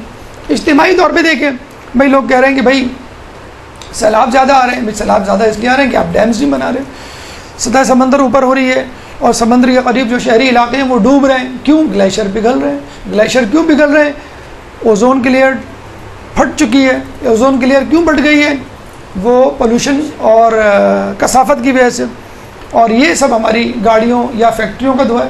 تو اجتماعی طور پہ انفرادی طور پہ یہ ہمارے اعمال ہیں مادی حوالے سے یا معنوی حوالے سے جو ہمارے لیے یا دنیا والوں کے لیے مصیبت کا سبب بن رہے ہیں. تو اچھا ہاں, یہاں پہ ایک بات بہت ضروری ہے کہنا کہ اگر ہم یہ ایزیوم کر لیں کہ وما اصابکم من مصیبت فبما کسبت ایدیکم, کہ تمہارے اوپر جو مصیبت آتی ہے تمہارے اپنے ہاتھوں کی, تو نعوذ باللہ انبیاء اور ائمہ بھی اس میں شامل ہیں. جی نہیں, انبیاء اور ائمہ اس میں شامل نہیں ہیں. یزید ملعون نے چوتھے امام کو دیکھ کر جب قافلہ لوٹا پٹا کربلا کا آیا تو کیا کہا؟ یہی آیت پڑھی تھی, یہی سورہ شورى آیت نمبر 30 کہ وما اصابکم من مصیبت فبما کسبت ایدیکم, کہ تمہارے اوپر جو مصیبت آئی ہے تمہارے اپنے ہاتھوں کی کمائی ہے. ملعون امام نے کیا کہا کہ اے شخص یہ آیت ہمارے لیے نہیں اتری, ہمارے لیے آیت یہ اتری ہے. پھر سورہ حدید آیت نمبر 22 کی تلاوت کرتے ہوئے امام نے فرمایا وما اصاب من مصیبت فی الارض ولا فی انفسکم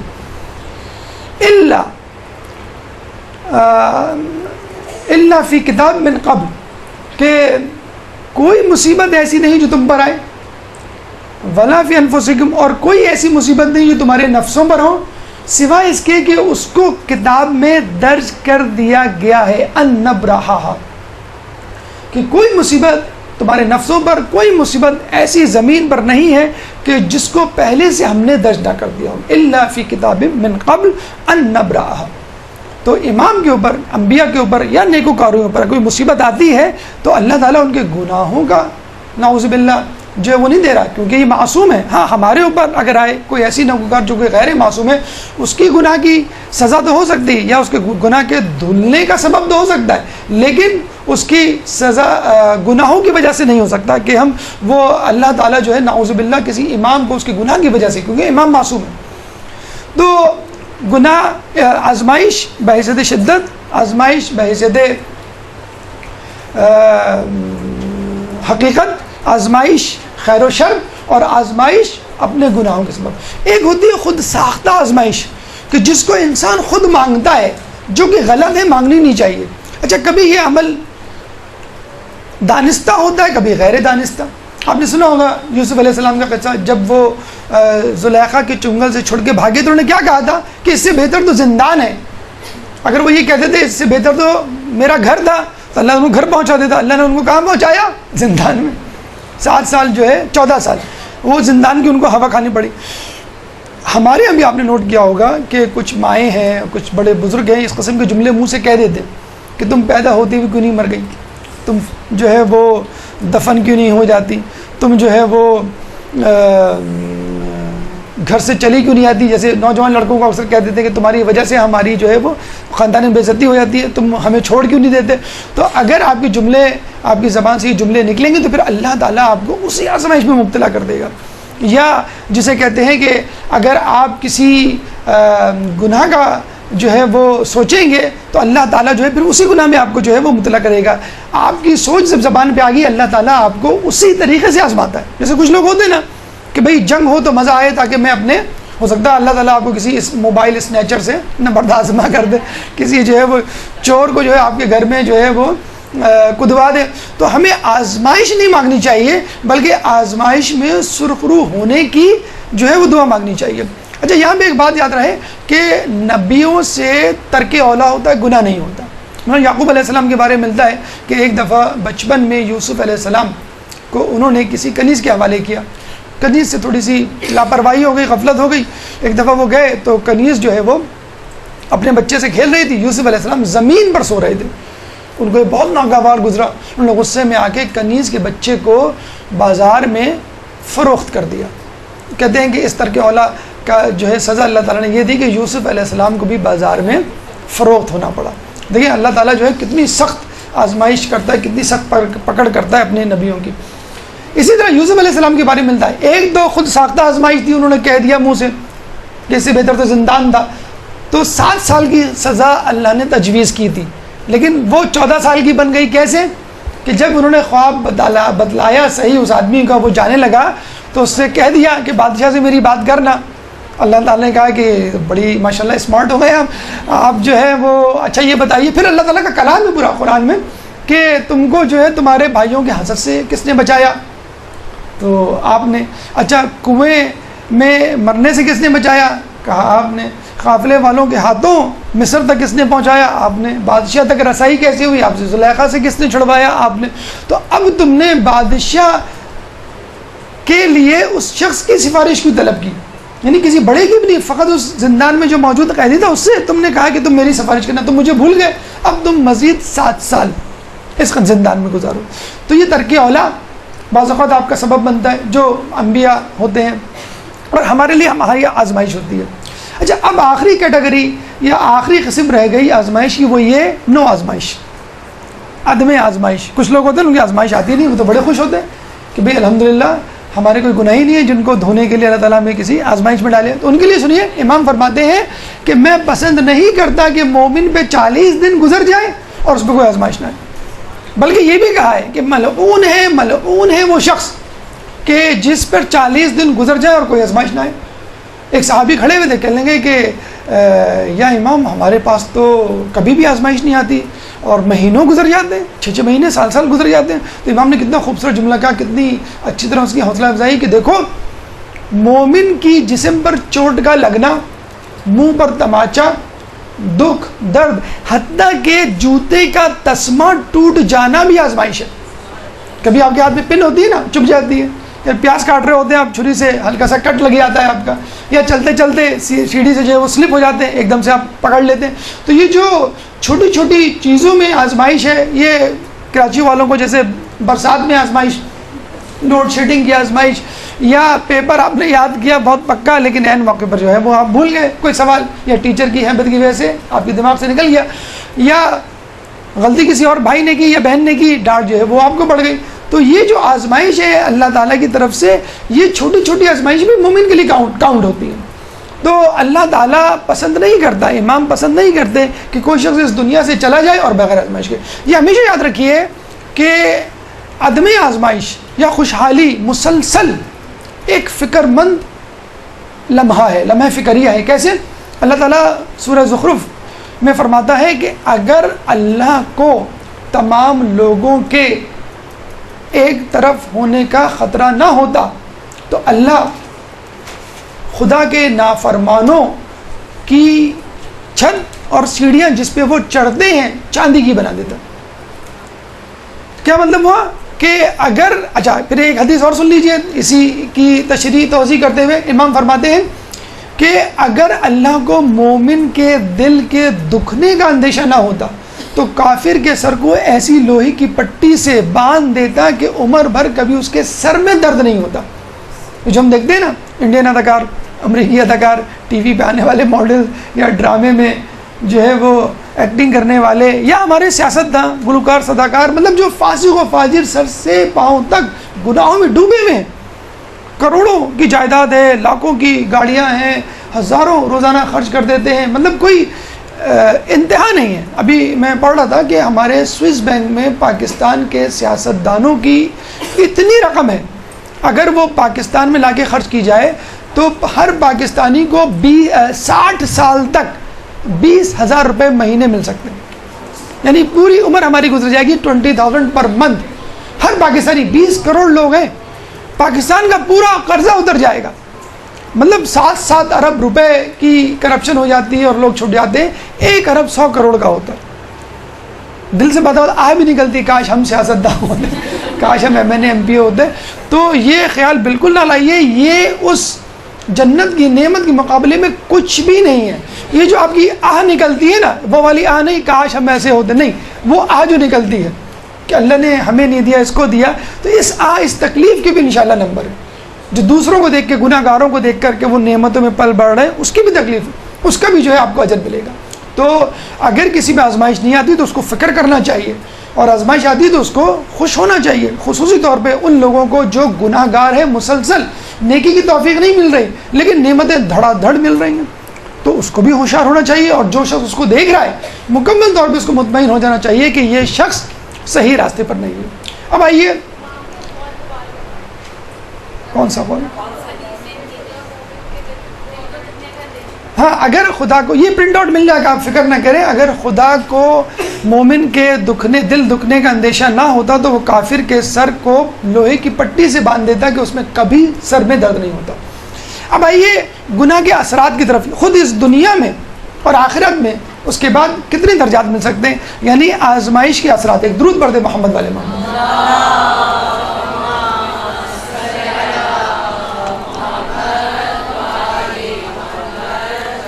دیکھیں، سب سے پہلے جو ریوارڈ یا جزا ملتی ہے وہ ہے نصیحت۔ آزمائش ایک ناصح ہے۔ امام فرماتے ہیں کہ یہ ہو ہی نہیں سکتا کہ مومن پہ 40 دن نہ گزریں اور اس پہ کوئی آزمائش نہ آئے جس سے اس کا دل غمگین نہ ہو، تاکہ وہ نصیحت حاصل کرے، بغیر پڑھے، بغیر گفتگو کیے، بغیر جو ہے تحقیق کیے، بغیر کسی جسے کہتے ہیں جستجو کے آپ کو ایک آزمائش ملی اور آپ کو پتہ چل کہ آپ ہوتا ہے نا، بعض اوقات ہم نے اس سے پہلے بھی کہا ہے کہ ٹی وی پہ کوئی پروگرام آ رہا ہے یا آنے والا ہے اور آپ دیکھنے ہی والے تھے، لائٹ چلی گئی، اور کہتے ہیں لائٹ، پھر آپ کو ہوتا کہ ہاں اچھا وہ یہ گناہ کرنے والی تھی میں، یا محفل میں بیٹھے ہیں آپ، غیبت شروع ہونے ہی والی تھی، جس کی غیبت ہونے والی تھی وہ فوراً آ گیا السلام علیکم کہہ کے، آپ جو فوراً غیبت جسے کہتے ہیں کہ رک گئے۔ تو اللہ تعالیٰ بعض اوقات آپ کو بچا لیتا ہے، تو یہ جو ہے یہ اللہ تعالیٰ کا کرم، ایک نصیحت ہے، نمبر 1۔ نمبر 2، گناہوں سے دوری، یہ آزمائش کی وہ بتا رہے ہیں۔ گناہوں سے دوری، میں آپ کو ابھی ہمارے 8ویں امام رضا علیہ السلام کی ولادت، اللہم صلی علی محمد،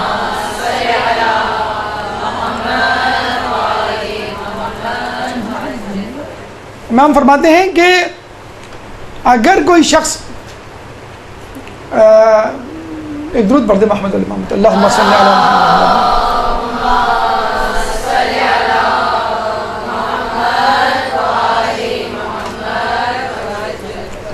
کہتے ہیں کہ اگر مرض، موت اور فقر و فاقہ نہ ہوتا تو کوئی اللہ کو یاد نہیں کرتا۔ ایک اور حدیث میں ہے کہ اللہ کو شرم آتی ہے اس بات سے کہ جس چیز کی سزا وہ دنیا میں دے چکا ہو، اس چیز کی سزا، اس گناہ کی سزا اللہ تعالیٰ آخرت میں بھی دے۔ تو اللہ تعالیٰ آپ کو گناہوں سے دور کر دیتا ہے، اللہ تعالیٰ آپ کو تکبر سے دور کر دیتا ہے۔ یہ جو ہم کہتے ہیں یہ ہے 8ویں امام کا قول، ابھی جو میں آپ کو سنانے جا رہا ہوں، کہ ایک رات کا بخار 1 سال کے گناہوں کا کفارہ ہے، یعنی ہر سال ایک مرتبہ ایک رات بیمار میں بخار میں مبتلا ہو جائے، 1 سال، اس سال کے سارے گناہ جھڑ گئے۔ اور ہم کتنا زیادہ شکوہ شکایت کرتے ہیں اللہ تعالیٰ سے کہ اللہ تعالیٰ نے ہمیں 1 رات ہماری برباد کر دی، 1 رات جو ہے ہمیں بخار میں تکلیف میں رکھا۔ تو بیماری میں، بخار میں آپ کو خوش ہونا چاہیے کہ اللہ تعالیٰ جو ہے وہ، علامہ مجلسی کی بیٹی سیڑھی سے اتر رہی تھی تو وہ پھسل گئی، پہلے وہ روئی پھر ہنسنے لگی، انہوں نے کہا اب روئی کیوں؟ وہ تو سمجھ میں آتا ہے، تو ہنسی کیوں؟ کہ نہیں، روئی تو اس لیے کہ مجھے تکلیف ہوئی، اور ہنسی اس لیے کہ میں نے اس چوٹ کا اجر اپنے دل میں جب میں لے کر آئی تو میں اس پہ ہنس پڑی کہ اللہ تعالیٰ مجھے اس کا کتنا بڑا اجر دے گا، تو جتنی بڑی تکلیف اتنا بڑا اجر دے گا۔ تو آزمائش آپ کے لیے نصیحت ہے، آزمائش جو ہے وہ آپ کے لیے گناہوں سے دوری کا سبب ہے، اور آزمائش تکبر سے دوری کا سبب ہے۔ ایک اور بات جو آزمائش کے لیے ہے وہ ہے شرف۔ اللہ تعالیٰ آپ کا درجہ یا آپ کا شرف اپنے دربار میں اوپر کرنا چاہتا ہے۔ کیسے؟ اللہ تعالیٰ فرماتا ہے حدیث میں کہ اللہ تعالیٰ، غور سے سنیے گا، بڑی ٹیکنیکل اور ٹوسٹنگ حدیث ہے، اس کو سمجھنے کے لیے غور سے سنیے گا۔ دیکھیں، اللہ تعالیٰ جب کسی شخص کا شرف بڑھانا چاہتا ہے اور اس کے گناہ بھی ہوں تو اس کو مرض میں مبتلا کر دیتا ہے، اگر اس کے باوجود اس کے گناہ نہ دھلیں تو پھر اس کو محتاج بنا دیتا ہے، یعنی تنگ دست بنا دیتا ہے، اس کے باوجود بھی اس کے گناہ نہ دھلیں تو پھر اس کی موت کو اس کے اوپر سخت کر دیتا ہے۔ دیکھیے بہت ہمارے یہاں معاشرے میں کیسز ہیں، ابھی ہمارے ایک جاننے والے کی وہ دادی تھی, ان کا انتقال ہوا. جب ہم نے عمر پوچھی تو کیا کتنی عمر تھی پتہ ہے آپ کو؟ 106 سال. 106 سال کے لوگ نہیں ملتے اب پاکستان میں. تو یہ ہم نے ان کو بچپن سے ہی بوڑھا دیکھا تھا, بچپن سے ہی بوڑھا دیکھا تھا. تو اب آپ اندازہ لگا لیں, وہ 106 سال عمر اور شاید 10 سال سے بیڈ ریڈن تھی. اب لوگ کہتے ہیں نا کہ بھی اللہ تعالیٰ کو کیا ضرورت ہے, ایسی بوڑھی خاتون ہے, اتنی پریشان ہے, اس کے باوجود اللہ تعالیٰ نے, اگر نیکوکار ہیں, اگر مطلب بدکار آدمی ہے تو ان کے لیے یہ نہیں کہہ سکتے آپ, لیکن نیکوکار ہیں اور آپ کہتے ہیں بھائی اتنا سیدھا سادہ نیکوکار, اتنا اچھا آدمی, لیکن اللہ تعالیٰ کیوں تکلیف دے رہا ہے؟ کچھ گناہ ہوتے ہیں اس کے جو جنت میں جانے سے مانع ہیں, کیونکہ اللہ تو انصاف کرتا ہے نا. اگر وہ اس گناہ کے ساتھ آ گیا ٹھیک ہے تو لوگ کہیں گے بھائی اس کی گناہ کی سزا ہونی چاہیے, جہنم میں جائے پھر چلے, لیکن اللہ چاہتا ہی نہیں ہے. وہ آپ نے اکثر ایگزام میں بھی دیکھا ہوگا, وائوا جو دیتے ہیں ٹیچرز, تو وہ ٹیچر سمجھ جاتا ہے کہ یہ پڑھا ہوا ہے اس نے لیکن گھبرا رہا ہے, تو جان بوجھ کے ہلکے پھلکے سوال کرتا ہے. ہمارے ایک صاحب تھے, آئرلینڈ گئے ایگزام دینے کے لیے. کیا نام ہے آپ کا؟ یہ نام ہے. کہاں سے آئے ہیں؟ پاکستان سے آئے ہیں. پاکستان میں کس جگہ سے آئے ہیں؟ اچھا پاکستان میں کون کون سی گھومنے کی جگہ ہیں وہ؟ آپ ذرا پریشان وہ لے رہے ہیں, یہ لیں چاکلیٹ کھائیں آپ. 15 منٹ گزرے, کہنے کا وائوا شروع کریں. پھر ان کا وائوا شروع ہوا. تو کہنے کا مقصد ہے اللہ تعالیٰ آپ کو پاس کرنے پہ تلا ہوا ہے, تو اللہ تعالیٰ چاہتا ہے کہ جو گناہ ہے وہ دھل جائے. اچھا اب اس کا الٹا کر لیں. اب یہ ان لوگوں کے لیے جو انڈین اداکاروں یا امریکی اداکاروں یا ٹی وی پہ آنے والوں یا سیاستدانوں یا بدکار بدقماش لوگوں کو دیکھتے ہیں, لیکن بڑے خوبصورت, بڑے اسمارٹ, بڑے حسین, بڑے دولت مند, لمبی چوڑی گاڑی, اتنی پراپرٹی, اتنی شہرت کہ کہیں آ جائیں تو لوگ ان کے پیچھے بھاگیں, یہاں بھی آ جائیں تو شاید کلاس درس معطل ہو جائے. ہوتا ہے ایسا, محفلوں مجلسوں میں بھی لوگ مل جاتے ہیں, ایسے سیلیبریٹی مل جائے. امام صاحب یہاں کھڑے ہوئے, باقی لوگ جو ہیں وہ کلفٹن ڈیفینس کی مسجد میں, ہمارے ساتھ یہ بہت تجربہ ہوا ہے, کیونکہ اداکار آ گیا اندر, لوگ جو ہیں وہ اس کے پیچھے پیچھے. تو جب ان کو دیکھے تو کیا آپ نے دل میں لائے؟ دیکھیں یہ اب اسی حدیث کو الٹا کر کے امام فرماتے ہیں اللہ تعالیٰ جب کسی کا شرف گھٹانا چاہتا ہے, یعنی اپنے آپ سے دور کرنا چاہتا ہے, اور اس کی کچھ نیکیاں بھی ہوں. ابھی اداکار سیاستدان کچھ نہ کچھ تو نیکیاں کرتے ہوں گے نا بھائی, امداد وغیرہ جو کرتے ہیں. امریکہ میں جتنے بھی اداکار ہیں ان کی آپ ہسٹری لے لیں, جب بھی وہ ریٹائر ہوتے ہیں یا ریٹائرمنٹ قریب ہوتے ہیں, کوئی این جی او بنا لیتے ہیں, ڈونیشن دے دیتے ہیں. مطلب اب نام نہیں لینا چاہیے, بل گیٹ ہے, 50% اپنی آمدنی جو ہے وہ ڈونیشن میں نکال دیتا ہے. بہت سارے اس طرح کے لوگ ہیں. بہرحال اللہ تعالیٰ جب کسی کا شرف گھٹانا چاہتا ہے تو اس کو صحت دے دیتا ہے, بیمار نہیں کرتا. برسوں ہو جاتے ہیں. ابھی ایک صاحب کہہ رہے تھے کہ سوئٹزرلینڈ میں نے کسی کو جو ہے بیمار نہیں دیکھا, ماشاءاللہ بڑے ہٹے کٹے اور بڑے اسمارٹ لوگ ہوتے ہیں, اور بڑا اللہ تعالیٰ نے. تو اللہ تعالیٰ اگر کسی کا شرف گھٹانا چاہتا ہے اور اس کی کچھ نیکیاں ہوں تو اللہ اس کو صحت دے دیتا ہے. اس کے باوجود وہ نیکیاں ختم نہ ہوں تو اللہ تعالیٰ اس کو خوشحال بنا دیتا ہے. وہاں تندرست بنا دیا, یہاں خوشحال بنا دیتا. اس کے باوجود اس کی نیکیاں کم نہ ہو تو اس پر اس کی موت آسان کر دیتا ہے. ہم یہاں کہتے ہیں نا کہ وینٹیلیٹر پہ ہیں 6 مہینے سے, ایڑیاں رگڑ رگڑ کے مر رہے ہیں, کینسر کی ڈرگ تھراپی لے رہے ہیں اور سائیڈ ایفیکٹس ہو رہے ہیں. کینیڈا میں تو باقاعدہ اس بات پہ تلے ہوئے ہیں کہ بھائی جلدی سے قانون پاس کرو کہ جو پیشنٹ اپنی زندگی سے تنگ ہے وہ انجیکشن لگائے اور مر جائے. اس کو کیا ضرورت ہے ایڑیاں رگڑ رگڑ کے مرنے کی؟ ابھی یہ قانون پاس ہونے جا رہا ہے وہاں پہ. تو دیکھیں اللہ تعالیٰ نے یہ انتظام کر کے رکھا ہوا ہے. تو گناہ گار پہ اگر نعمتوں کی برسات ہو رہی ہے تو اس کی کچھ نیکیاں ہیں. رسول کے بعد کچھ لوگ ایسے تھے نا جن کے لیے ہم کہتے ہیں کہ اللہ تعالیٰ نے کیا شہرت دی ان کو. تو اللہ تعالیٰ جو ہے وہ چاہتا ہے جو کچھ تھوڑی بہت بھی نیکیاں کی ہیں ان منافقین نے, اللہ تعالیٰ ان کو جو ہے وہ اس دنیا ہی میں دے دے. تو یہ ہے شرف. اگر نیکوکار ہونے کے باوجود آپ پہ مصیبتیں آ رہی ہیں تو سمجھ لیں اللہ نے آپ کو منتخب کر لیا. کچھ گناہ ہیں بس اس کو فلٹر کر رہا ہے, اس کو دھو رہا ہے. جیسے آپ نے دیکھا ہوگا نا, خیر اب تو ایسے دھوبی نہیں ملیں گے, دھوبی باقاعدہ کپڑے کو کوٹتے تھے, مارتے تھے, اور وہ کیا کہتے ہیں وہ ایک خاص قسم کا ڈنڈا ہوتا تھا اس کو مارتے تھے. خیر چلیں ابھی بھی کوئی کم بات نہیں ہے. جو آپ کی واشنگ مشین ہے اس میں بھی بالکل کپڑا جو ہے مڑ توڑ جاتا ہے. اب کپڑا کہے کہ بھائی مجھے جو ہے اتنی تکلیف کیوں دے رہے ہو؟ تو بھائی تمہیں جو ہے وہ تکلیف دینی ہے تاکہ تمہارے اندر سے میل کچل نکل جائے. لیکن جب آپ استری کرتے ہیں تو کتنے پیار سے گرم گرم اس پہ استری پھیر رہے ہوتے ہیں. تو یہ اللہ تعالیٰ آپ کی آزمائی جو چھوٹی موٹی جو تھوڑے بہت گناہ ہیں بس اس کو فلٹر کر رہا ہوتا ہے, اس کو ہٹا رہا ہوتا ہے تاکہ آپ مکمل طور پہ, یعنی اسے کہتے ہیں نا کہ ڈائریکٹ کسی نے کہا کہ بھائی نہیں جو بھی گناہ کریں گے اس کی سزا ہمیں جہنم میں ملے گی. ایسا نہیں ہے, تمام لوگوں کے ساتھ ایسا نہیں ہوگا. کچھ لوگوں کو ان کے گناہوں کی سزا اسی دنیا میں مصائب آزمائش کی صورت مل جائے گی, اور کچھ لوگوں کو تو اس سے بھی نہیں گزرنا پڑے گا، یعنی وہ توبہ کر لیں گے تو بھی کافی ہے. بعض اوقات یہ بھی ہوتا ہے کہ گناہ کر کے توبہ کی آپ نے اور آزمائش یا سزا سے بھی نہیں گزرنا پڑا، یا اگر نہیں کی تو آزمائش سے گزرنا پڑا. لیکن جیسے چور کا ہاتھ کاٹ دیا، انگلیاں کاٹ دیں، تو اب اس کو قیامت میں اس کی سزا نہیں ملے گی. جیسے شرعی عدالتیں ہوتی ہیں، ہمارے یہاں تو نہیں ہے، اگر ہوگی انشاءاللہ امام زمانہ جب آئیں گے تو جب سزا ملے گی، اللہم صلی علی محمد.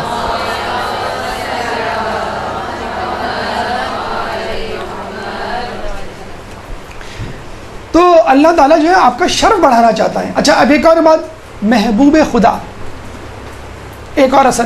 اللہ تعالیٰ فرماتا ہے، روایت میں ہے کہ جب اللہ تعالیٰ کسی کو دوست بنانا چاہتا ہے تو اس پر آزمائشوں کی بوچھاڑ کر دیتا ہے کہ وہ ایک آزمائش سے نکلتا نہیں، دوسری آزمائش میں مبتلا کر دیتا ہے. ایسا ہوتا ہے نا لوگوں کے ساتھ، بے روزگاری کا مسئلہ ہے، جو ہے وہ گھر میں ناچادی کا مسئلہ ہے، یا کوئی حادثہ ہے، کوئی بیماری ہے، ایک آزمائش سے نکلتا نہیں، دوسری آزمائش میں مبتلا کر دیتا ہے. اور اگر اللہ تعالیٰ کسی کو بہت زیادہ دوست بنانا چاہتا ہے تو پھر اس کو فتنوں میں مبتلا کر دیتا ہے. کسی نے پوچھا فتنے کیا؟ تو آپ نے فرمایا، روایت میں ہے کہ جملہ ہے، امام نے فرمایا، نہ اس کا مال چھوڑتا ہے نہ اولاد. ایگزیکٹلی رسول اللہ کے ساتھ یہ ہوا ہے کہ 3 بیٹے تھے، 2-3 سال کی عمر میں انتقال کر گئے، اپنی دولت کیا، اپنی بیوی کی دی ہوئی دولت بھی راہ خدا میں جو دے ڈالی. تو اللہ تعالیٰ کچھ نہیں چھوڑتا، کیونکہ اللہ تعالیٰ چاہتا ہے کہ دنیا میں کوئی چیز ایسی نہیں رہے کہ جس کی محبت میں وہ گرفتار ہو. آخری اثر، شوق ملاقات. امام فرماتے ہیں کہ اللہ نے اس دنیا کو وحی کر دی ہے کہ میرے فرمانبردار بندے کے ساتھ اتنی سختی سے پیش آؤ کہ وہ میرے شوق ملاقات میں تڑپ اٹھے، اور میرے نافرمان بندے کے ساتھ اتنی آسانی کے ساتھ پیش آؤ کہ اس کو میرا ملنا ناگوار گزرے. لیکن یہ فرق ہے، اگر آپ سے کوئی پوچھے یا آپ کے دل میں بھی یہ خیال آتا ہے کہ میں حق پر ہوں، میرا ایمان مکمل ہے، میں سیدھے راہ پہ نہیں، بس آپ یہ سوچیں کہ آج آپ کو مرنا ہے. اس خبر سے آپ کے چہرے پہ مسکراہٹ آئے، جو کہ بہت بڑا کام ہے. آج آپ کو مرنا ہے، اوہ دیٹس گریٹ نیوز. کون کہہ سکتا ہے، مجھے بتائیے. لیکن یہی ہے اصل. جیسے کہ دیکھیں نا، آپ کو جو ہے وہ 10 سال قید میں رکھا جاتا ہے، پھر کہا جاتا ہے کل آپ کو رہائی ملے گی، ہر قیدی خوش ہو جائے گا. دبئی میں، امریکہ میں، کہیں پہ جو بہت لیبر قسم کی بلو کالر جاب کر رہا ہے، اس کو کہا جا رہا ہے کہ بھائی 10 سال تم نے پیسہ جو پاکستان بھیجا، وہاں محل تیار ہے، نوکر چاکر تیار ہے، گاڑی تیار ہے، کوئی کام نہیں کرنا، بس جا کے آرام کرنا ہے. تو آئے گا نہیں آئے گا، سر کے بل آئے گا. تو ہمیں جب کہا جا کے جنت تیار ہے، جو ہے فرشتے جو ہے آپ کے لیے پور لے کے کھڑے ہوئے ہیں، تو آپ کہیں گے یہاں بادشاہ بھی ہوگا، وہ یہی کہے گا کہ بھائی مجھے آخر میں مرنا تو ہے، شوق ملاقات کے لیے تیار ہوگا. جبکہ گناہ گار، فاسق و فاجر، اللہ کے نافرمانی کی نشانی یہ ہے کہ جب اسے کہا جائے کہ تم مر جاؤ گے تو وہ ہر چیز دینے کے لیے تیار ہو جائے گا، لیکن مرنے کے لیے تیار نہیں ہوگا. آخر میں چند اذکار، اگر ان کا آپ ورد جو ہے وہ، بلکہ اس کا مقابلہ کیسا کریں، بس 5 منٹ میں اس گفتگو کو مکمل کرتے ہیں، پھر آپ کی ذہن تمام. ایک درود پڑھ دیں محمد والے محمد.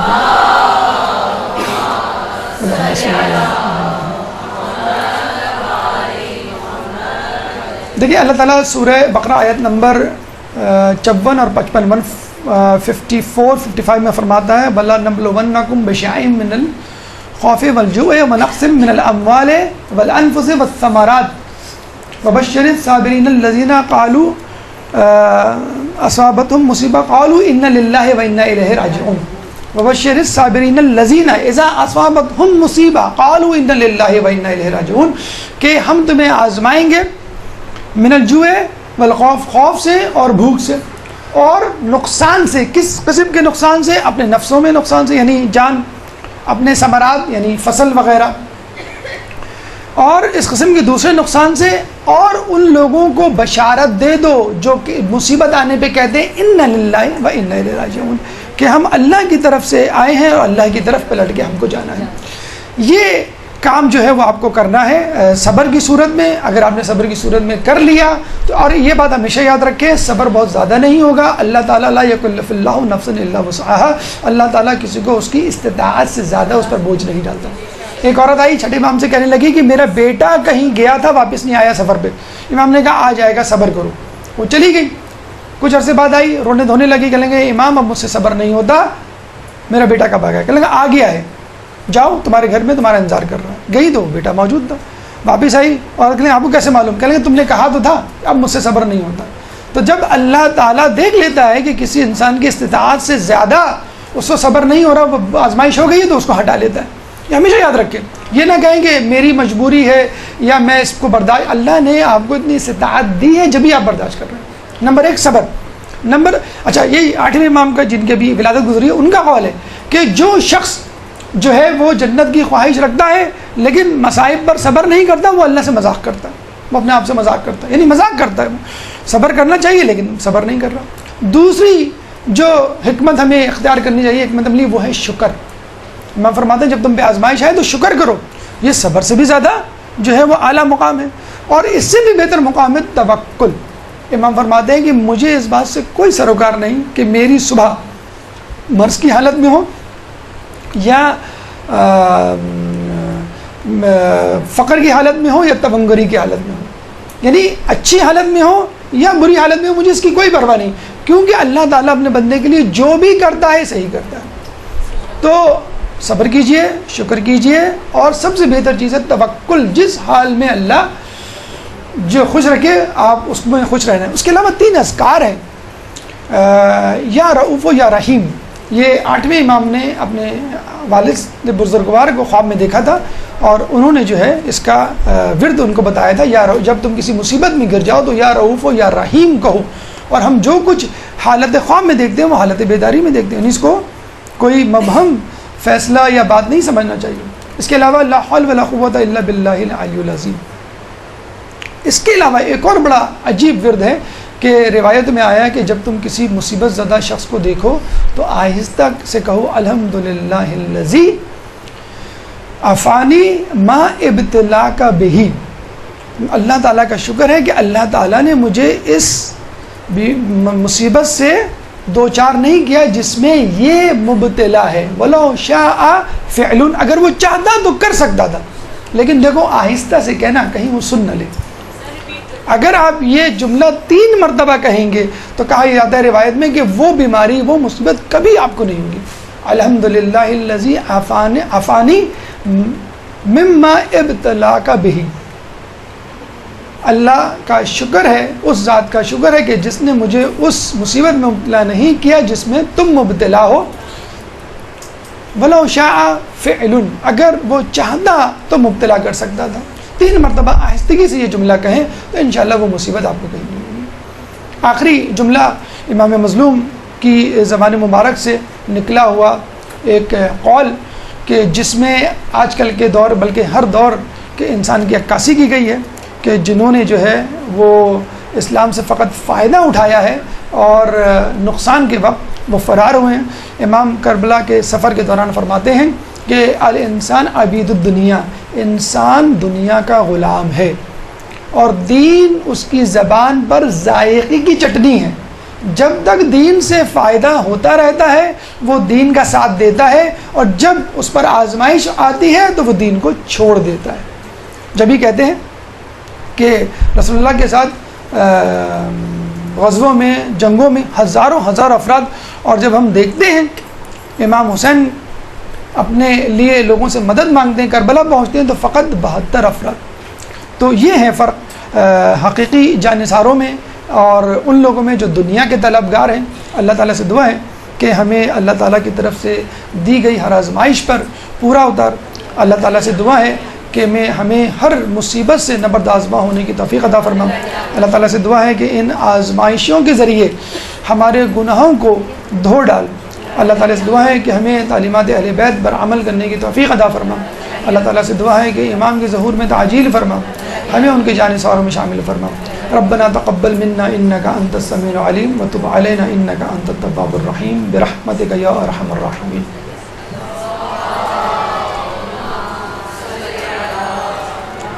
دیکھیے یہ بات، اللہم صلی علی محمد. اگر کوئی آزمائش میں مبتلا ہو اور اللہ تعالیٰ کا شکوہ شکایت کرے، باقاعدہ روایت کا مفہوم ہی یہی ہے کہ اگر کوئی آزمائش میں مبتلا ہو، شکوہ شکایت کرے تو پھر اس کو ثواب کی بجائے گناہ ملے گا. اگر بیماری میں مبتلا ہیں کہ اللہ نے ہمارے ساتھ کیا کر دیا، کوئی حادثہ ہو گیا، اوروں کے ساتھ تو نہیں ہوتا، ہمارے ساتھ کیوں ہوتا ہے، یہ شکوہ شکایت ہے. اللہ کی تقدیر پہ اعتراض ہے، اس کے عدل پر ایک احتجاج ہے، تو اس کا صلہ نہیں ملے گا بلکہ اس کی آپ کو سزا ملے گی اور آپ عذاب کا شکار ہو جائیں گے. وہ آزمائش خود بخود عذاب میں تبدیل ہو جائے گی. ہم نے یہی کہا کہ اگر آزمائش آپ کو قریب کر دے، مصیبت آپ کو قریب کر دے تو آزمائش، اور اللہ سے دور کر دے یعنی شکوہ شکایت. دیکھیے جتنی لکھی جا چکی ہے آزمائش مصیبت وہ ہو کے رہے گی، چاہے آپ شکوہ شکایت کریں چاہے صبر کریں. شکوہ شکایت کر کے آپ اس کو عذاب میں تبدیل کر دیں گے، ثواب کی بجائے عذاب ملے گا، اور صبر کر کے اس کو آپ ایک امتحان میں تبدیل کر دیں گے اور کامیابی کی صورت میں انشاءاللہ اللہ کی رضا آپ کو مل جائے گی. دعائے صحت کی اپیل ہے. سید ارتضیٰ حسین رضوی، سید ارشاد علی رضوی ایک سورہ فاتحہ پڑھ کے تمام جملہ مومنین کی صحت کے لیے جو بیمار ہیں یا کسی مصیبت میں گرفتار ہیں اللہ تعالیٰ ان کو شفاء کلی عطا فرمائے. بسم اللہ الرحمن الرحیم الحمد للہ رب العالمین الرحمن الرحیم مالک یوم الدین ایاک نعبد و ایاک نستعین اهدنا الصراط المستقیم صراط الذین انعمت علیہم غیر المغضوب علیہم ولا الضالین. اللہ تعالیٰ سے دعا ہے کہ تمام مومنین کو خیر و عافیت میں رکھ. اللہ تعالیٰ سے دعا ہے کہ جتنے بھی بیمار ہیں ان کی بیماری کو صحت میں بدل دے. اللہ تعالیٰ سے دعا ہے کہ ہم تمام لوگوں کو ایمان کلی کے ساتھ اس دنیا سے رخصت فرمائے. ربنا تقبل منا انك انت السميع العليم وتب علينا انك انت التواب الرحيم برحمتك يا ارحم الراحمين. اللجل يا مولاي